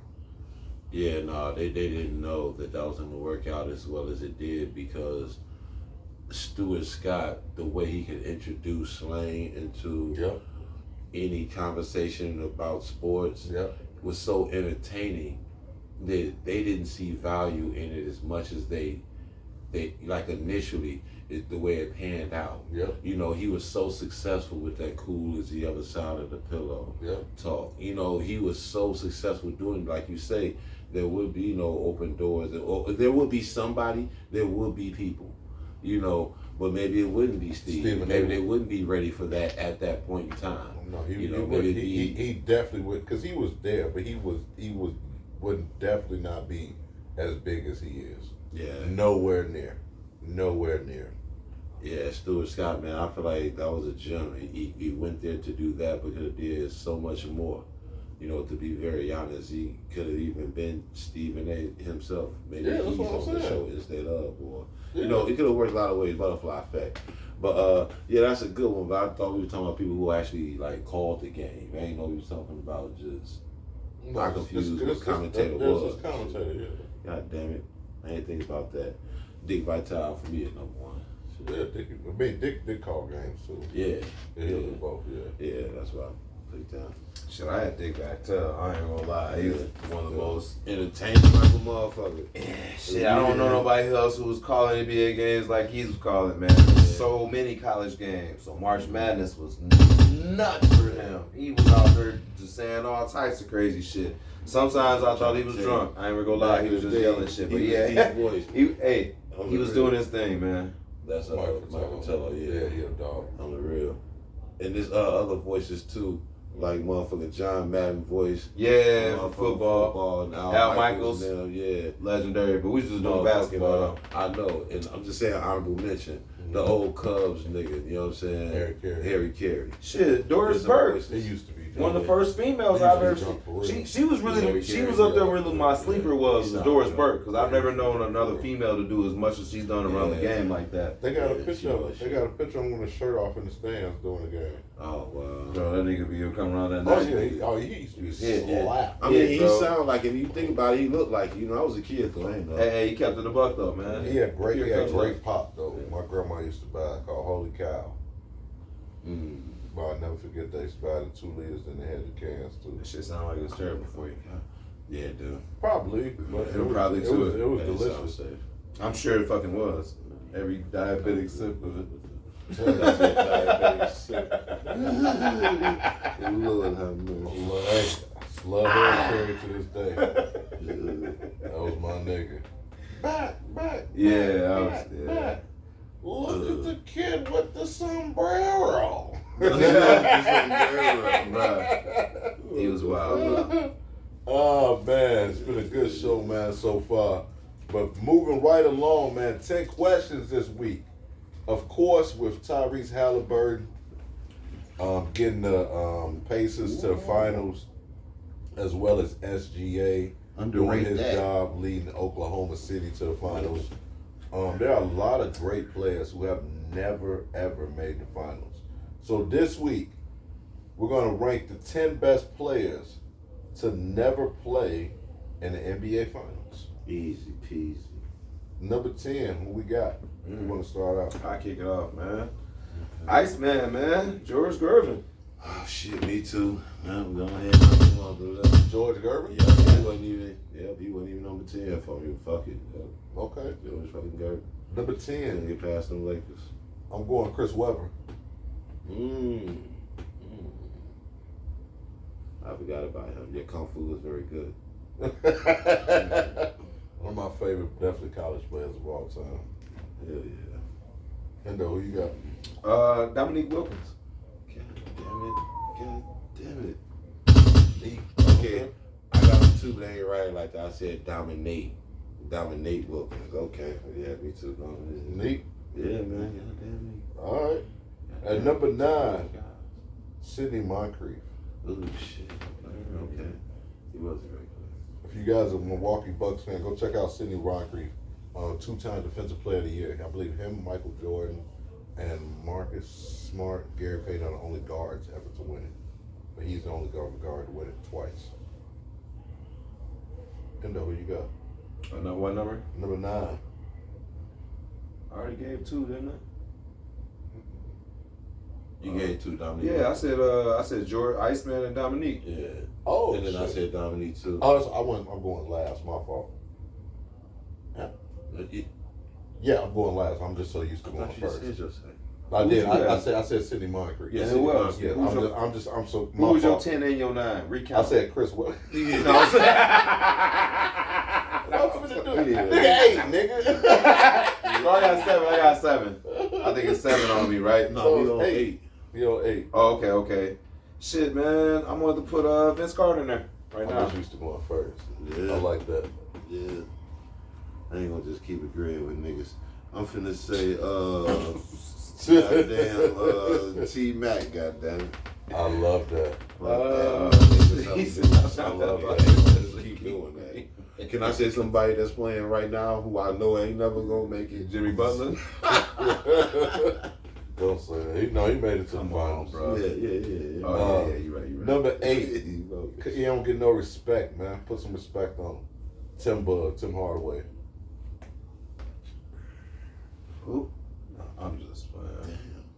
He didn't make it there with Miami? No, I think he was in Miami. He never made the finals. Oh, the finals.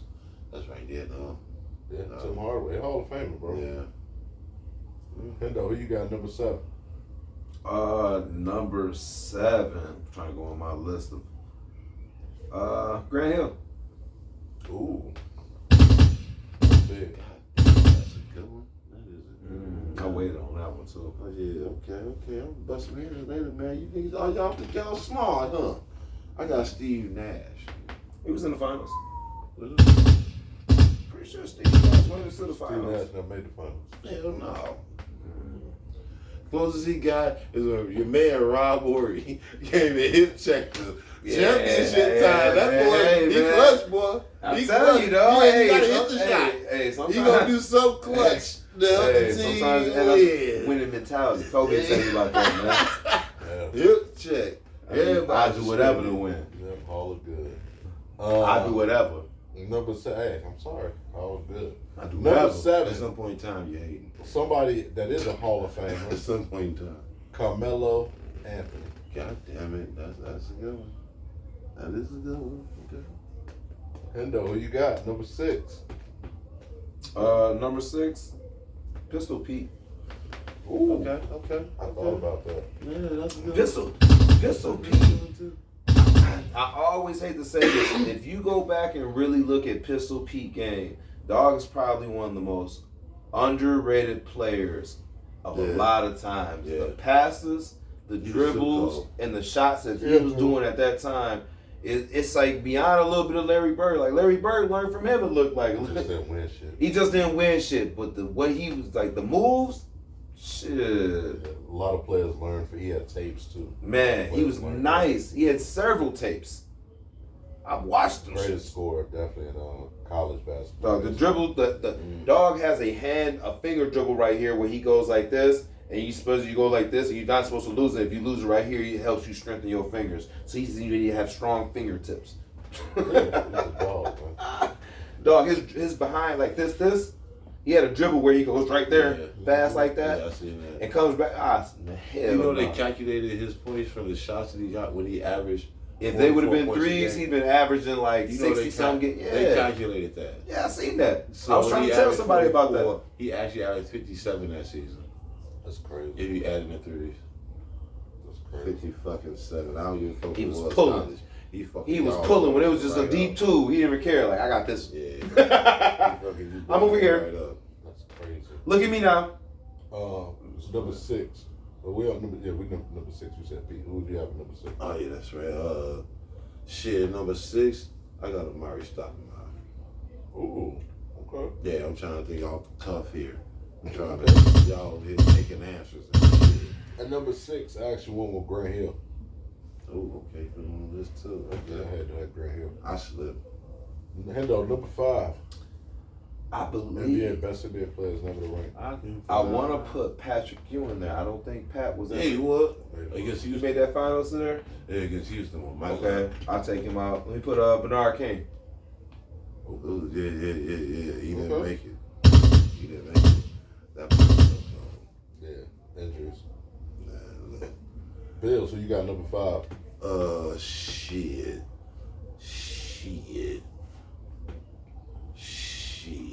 I'm gonna go ahead and say Connie Hawkins. Wow. Okay. I told you I got something up on my sleeve. That's cool. I told you I got something. At number 5, I went with one of my favorite players of all time, Derrick Rose. Okay. Number 4, Hendo, who you got? That's where I had D Rose. I like that. Okay. So That was a note to people who play it now. Yeah, if you want to. God damn it, James Harden. He's never gonna make it. That's a great pick. He's never gonna make the Where final. you said that? That's a great pick. He's never gonna make the final. I don't think so. No. Yeah, especially if you say with the Clippers. No. Something gonna happen. Number Every year. 4, Dominique Wilkins. One of the greatest scorers ever. Yep. If there's no Michael Jordan, then some people say he might be what MJ was when you look at style of play. And there were a lot of years he finished second behind MJ in scoring. If he could have just had a better jump shot. I feel like he was jumping too high on that shit. You getting tired jumping. Yeah, Shoot a regular shot. Yeah, it was crazy. Him and Vince Carter. Him and Clyde Drexler jumped so fucking high when they Jump high as a bitch. just to shoot. But I guess it was working because when he got Clyde older, he was Drexler nailing was that shit. crazy. Yeah. Yeah. Bendo, who you got? Number 3. T-Mac. Yeah. Yeah. Gotta be T-Mac, man. Gotta be T-Mac. He was such a dog. Such a dog. Bill, so you got number 3. I thought you said T-Mac earlier. No, I don't think I did. Who you say? He said T-Mac. You I said never T-Mac? said you did say T-Mac. Yeah, you Did said I? T-Mac. You said T-Mac at like 10 or Yeah. 9. Oh, I had a 10 or 9. Yeah, because I said Vince. All right, hey, I switch it back. Amari Stoudemire. Okay. Okay. That's a bad. Number 3. Yeah. I'm going Paul George. Wow. He'll never make it. Wow. I went a little higher than that. I see. I didn't go Paul George. I went with Steve Nash, number 3. Yeah. Unfortunately. Because he was cold. He was the MVP. He should be ranked high on the list. I used to watch him in college. My fault, late. I used to watch him at Santa Clara late nights. He used to go crazy. They used to call him John Stockton of college basketball. Or going to the NBA, that's what they compared it to, John Stockton. Endo, who you got? Number 2. C. Webb. That's big. C. Webb was one of the biggest talents I've ever seen never make it. Man. Yeah, he was so cold. I don't know if he got robbed, He got man. robbed. He just kind of played himself When sometimes. Rob hit that shot? Yeah. How I mean, did he hey, get I remember robbed? watching Hey. that. Hey. I guess he did get robbed. Somebody called 911. I remember watching that, dog. Hey, shit happened, man. Rob took that game. Hey, watched that hey. shit. Hey, he took that game. That's man. why he got the type of chips that he got, man. I love Big Yeah, Man. he Shout should out to be a Big Hall Rob, of Famer, Rob, man. You know what I'm saying? Hall of Fame. That's a Hall of Good. Rob Boyd, Hall Hall of of Fizzle, Fame. Nizzle. Hall of Good. You got 2 out of 3 votes hit. Mm-hmm. You know what I'm saying? So, you know. Don't forget that, man. Right, but You y'all- welcome to the y'all show also anytime, think baby. I Kobe's love you. Top 5. That says it all. You a go-getter, man. You got more rings than a lot of niggas goats out here.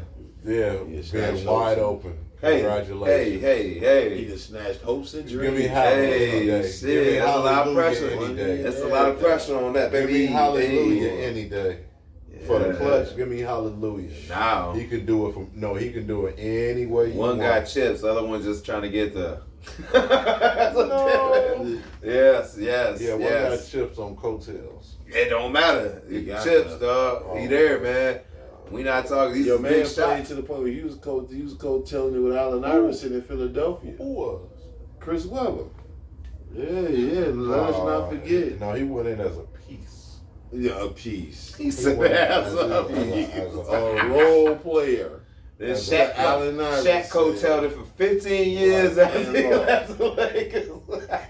That nigga was on 8 different teams. He was on the Was he? Suns, the Not Celtics, true. the Cleveland Not Cavaliers. sure. Was Webber on the Pistons? Webber was on the Pistons too, trying to get that ring, huh? Yeah, he He was. just jumped on all the teams that went to the finals. No, He he was ring chasing. He is went, what he, was he went doing. there as a piece. Niggas did that at the Rob end. Horry sounds like a piece. He's hitting shots to win series. No, Rob You know what I'm Warren sounds saying? like a role player who got lucky. C. Webb sounds like a ring chaser. An ineffective ring C. Webb is chaser. a far better player than Rob Warren. Far better. Yeah. There's no debate in there. Robert Horry is just a more successful player. He That's just is, what you it know, is. that's what we talking about. The It, success. it matters there, but he knew how to play his role. Sometimes you have to know. C. Webb had to be the star of a lot of his teams and shit. Robert Horry just stepped up in big moments. There's a knack to be stepping up in big moments. That's all. You don't have to always We be the shouldn't star. reward role players. Role players shouldn't be in the Hall of Fame. No. What? Shit, but role players. So only Jason Tatum and Jaylen Brown can be eligible for the Hall of Fame in your mind of not only the Celtics, but every team, they star players can be eligible for the Hall of Fame. No role player, no guy playing a role. Those lines blur when you talk about a Ray Allen who was a star on the team, then became a role player. There's a lot of issues with what you say. Role players do get to the Hall of Fame. Yeah. Like Rob Morey, the best role player, one of the best role players ever. No, it's the role player with the most rings. Their Hall of Fame. Rings. Their Hall of Fame is their mansion. It's their jewelry. What? It's their wives. This is disrespectful. It's these vacations they go on. That's their Hall of Fame. They just don't get a bus. Man. Who's your number 2? It was me, number 2. Did you say number 2? Yeah. I said C. Webb for my number 2.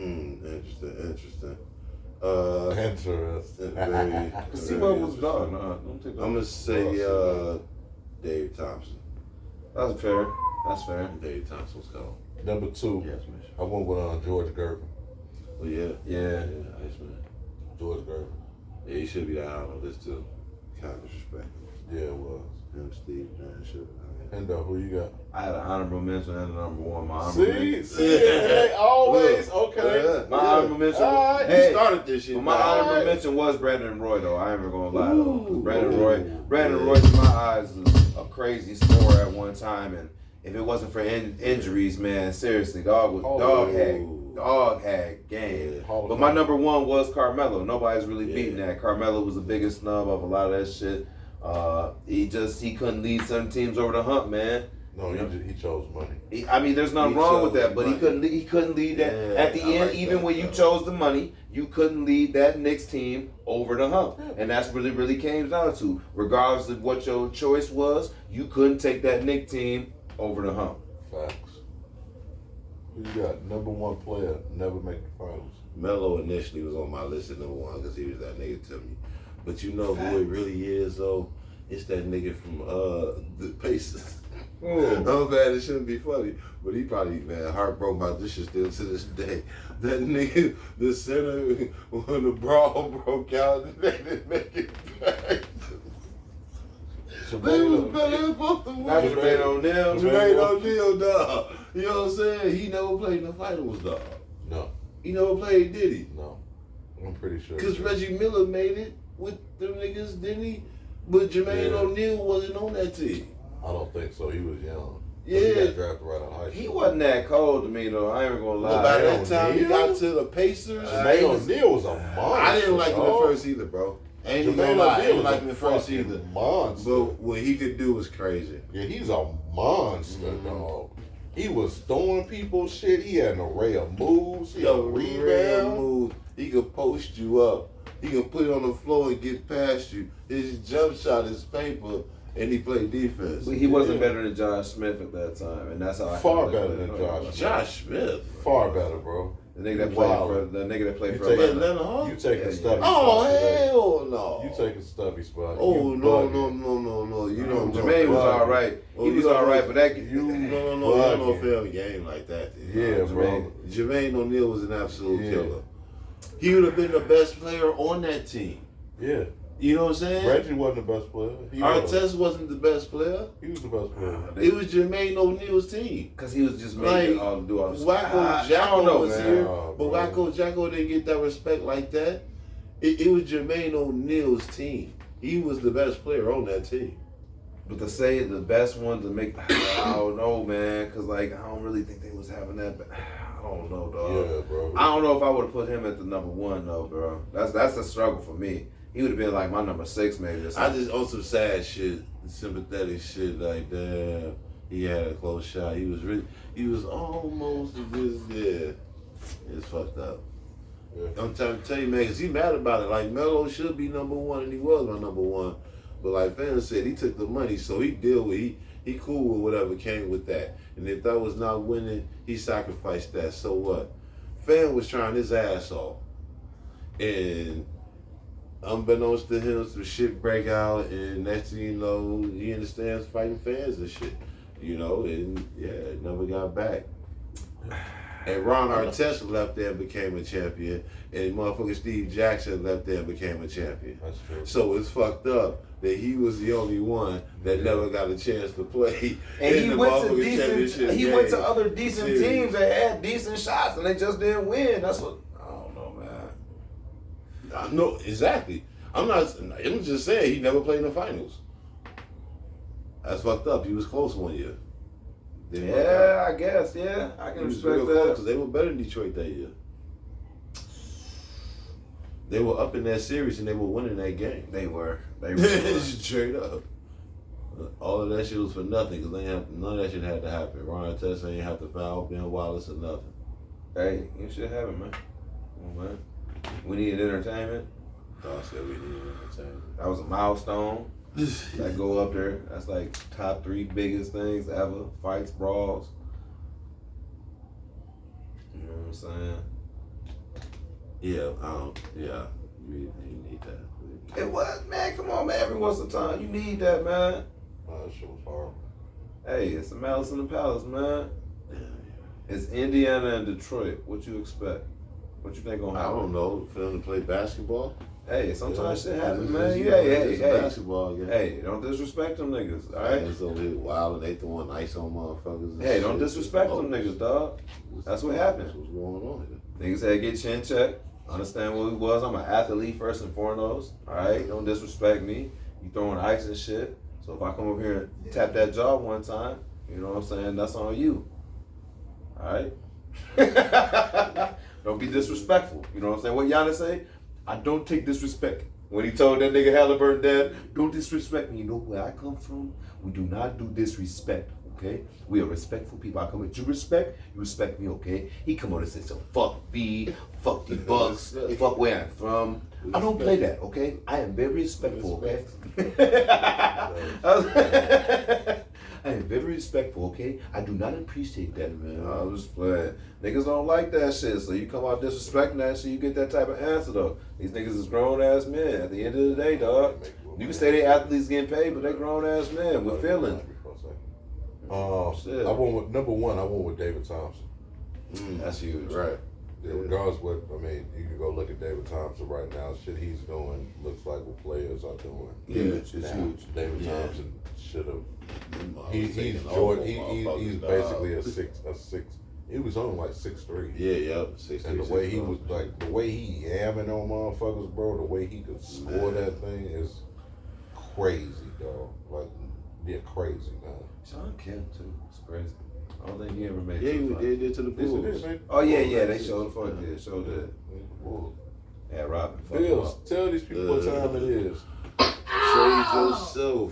yourself. Yeah, and that's how we end every episode, man, with trade yourself. It's basically a nice way of telling somebody F you, man. It could be your cousin, your coworker, your husband, your wife, Cardi, what she probably telling also need to be telling her.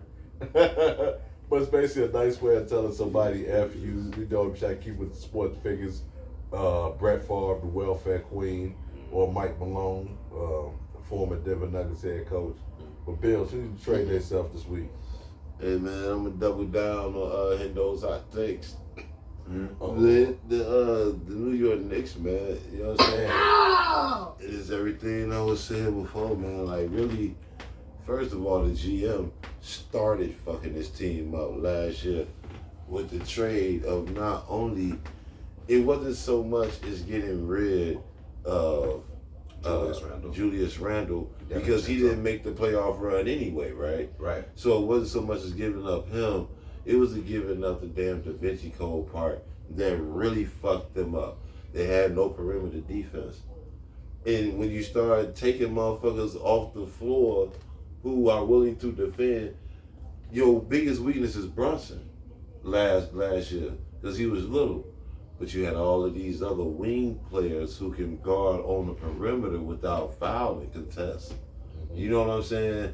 When you start taking that away, you know what I'm saying? Not to say that Bridges, you know what I'm saying? Bridges, I'm sorry, ain't what he used to be. He can still play good defense, but he ain't the whole game the way with that shit the way it used to be in Phoenix, where he finished second in defensive player of the year, I think, to really go bear that year.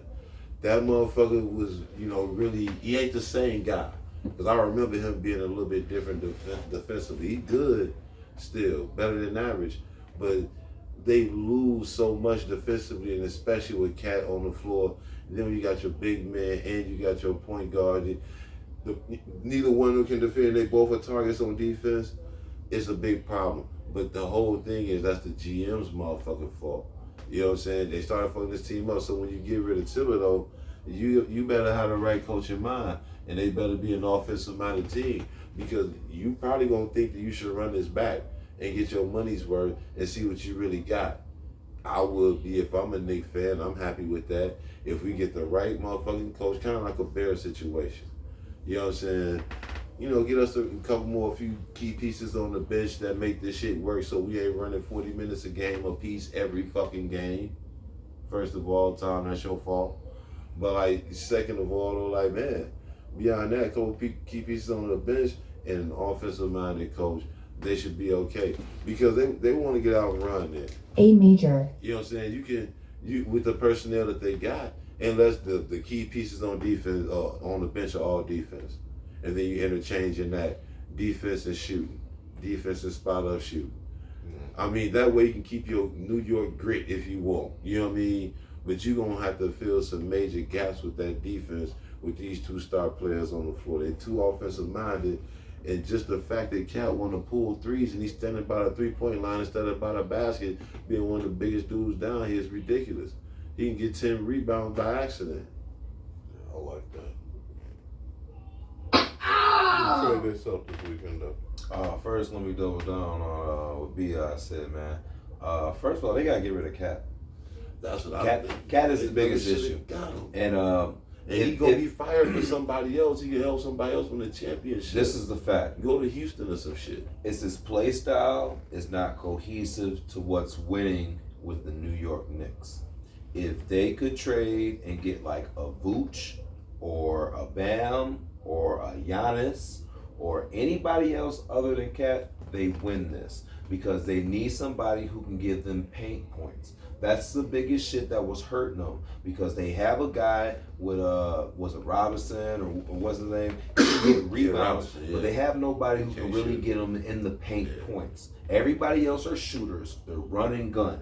If you can't get any paint points, you suffer. And Robinson can really help other teams. I would like to see him on Detroit. I would put a package deal to try to get two bigs for one big. If you were to send both Cat and Robinson and try to send them over there and try to get Giannis and some picks or something like that, that would work, because Giannis could give you paint points. I know it's hypothetical, but you need somebody who can give you, like, they could get like a Lively, somehow get Lively from the Mavericks or Lively something. type. Something-ish.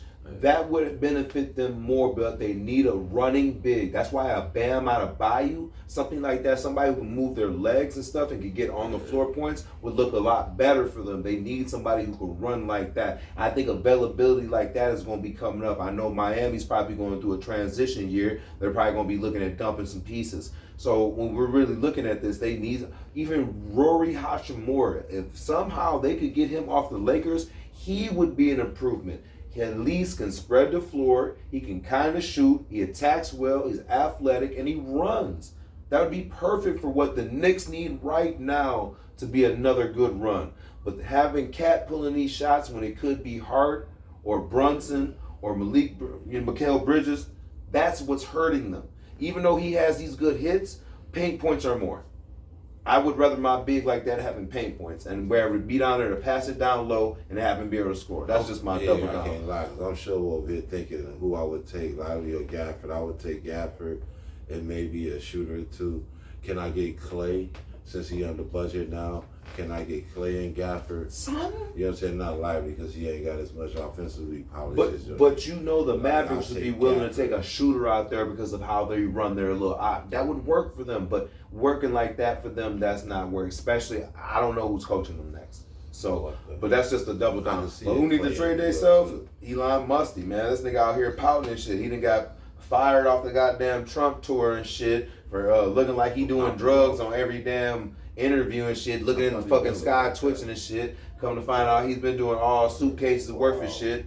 Now he out here wanting to pout, talking about motherfuckers in the Epstein files and shit. Trade yourself, man. Just because your ass got popped doing some shit, got fired because you out here doing some such shit, now you want to act like a little pouty girl and tear everything. Well, you know, he also doing this. Shut the fuck up, man. That's on you. You was doing some sus shit. They gave you a sus answer. Now, you know what I'm saying? Now you pouting and shit, man. Go back to what it is that you do. Making millions off cars and figuring out what we going to do on Mars. Well, doing right this shit with the campaign, that wasn't for you. You're not a political person. That's not your cup of tea. Just call it what it is. Now you want to sit here and, even though it's Trump and shit, you just spilling the beans. You just out here talking and telling and shit. I can't stand a talking and telling ass nigga, man. Especially when you're going to got fired for the job. Like, you know what? They is smuggling games up the back door. Type shit just because you didn't get a cut. Shut your ass up, man. Trade yourself, man. Howdy ass little girl.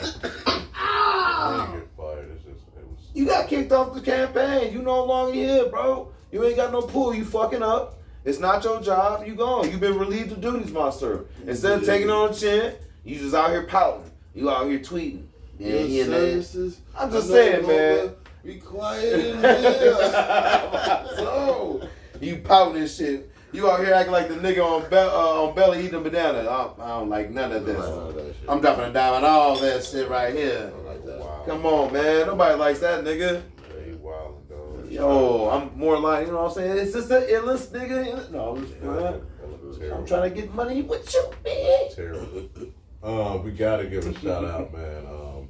To, of course, if you're in La Crosse, Wisconsin area, a breath of fresh in Jackson Plaza. Check out our brother Focus. He does great shoe restoration. Also, great retros. He got clothing in there. Check him out. As well as JV, Fifth and King, man, the closet. More retro kicks, man. Go check them out. You don't have to go anywhere. You shop right here, shop locally, shop black owned. If you're in the Winona area, check out our brother Captain Kush, a phenomenal artist, man. Check him out. And then also, man, is it Win City? Win City, W-I-N City in the Rochester area, the food truck. Rochester, Minnesota, man. Check that brother out, man. We're trying to put everybody on. Also, we're looking, June 22nd, man. Come out to Powell Park. It's our second annual Juneteenth old school versus new school basketball game. Actually talked to some of the players right before the show started. It's going to be a lot of fun, man. A lot of trash talking. Check us out at Powell Park. We'll be there at 2 p.m. to 5 p.m.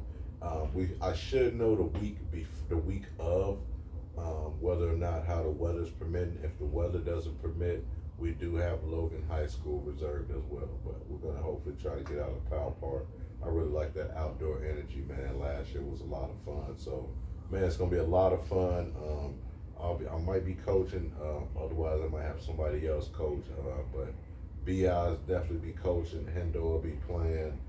It's gonna be a lot of fun, man. Old school, man, trying to redeem themselves, man. I was talking to new school, and they think they might be in trouble, man. So it's gonna be a lot of fun, man. But as always, man, we're gonna be here next Saturday. Check us out, man. Here at Headz, episode 149 next week. But right now, I'm your co-host Omar, aka Millie, aka that dude, aka Mr. Rello. If you know, you know. Hit that like button, hit that subscribe button. Check us out as well on Facebook. Today is College Ball Saturday. If you go on there, man, check us out, man. If you got anything college ball related, go on there and post. So if it's not college ball, as long as it's sports, man, post, man. Even some entertainment, funny stuff, it's all good. But I'm gonna let these brothers do their outro. My apologies for my low energy. I've been up for a minute, but hey, great episode. We appreciate y'all as always. Don't forget, hit that like button, hit that subscribe button, man. Don't be dusty, man. You don't want to do that. Old Headz, 148. Oh, Headz, B.I. get with us, man. Yes, sir. Man, Indo G, aka French Loaf, aka Mr. Honey Pack himself. Make sure you come on here and like and subscribe. We appreciate all the views, man, all the attention, man. We love it, man. I'm even going out to the bar and having debates until about 3 in the morning and shit because of this shit. So, man, we love it, man. That's. Yeah, bro. No, I went one bar. One dude. You know what we here, I left that bar, I went to another bar. Now a whole nother nigga talking about. I said, God damn. The old Headz podcast. That nigga Yo, shot. so what's going on, honey? Shouldn't be all be on the net, The old nigga. Headz podcast. Yo, Talking smooth. I told my new BI.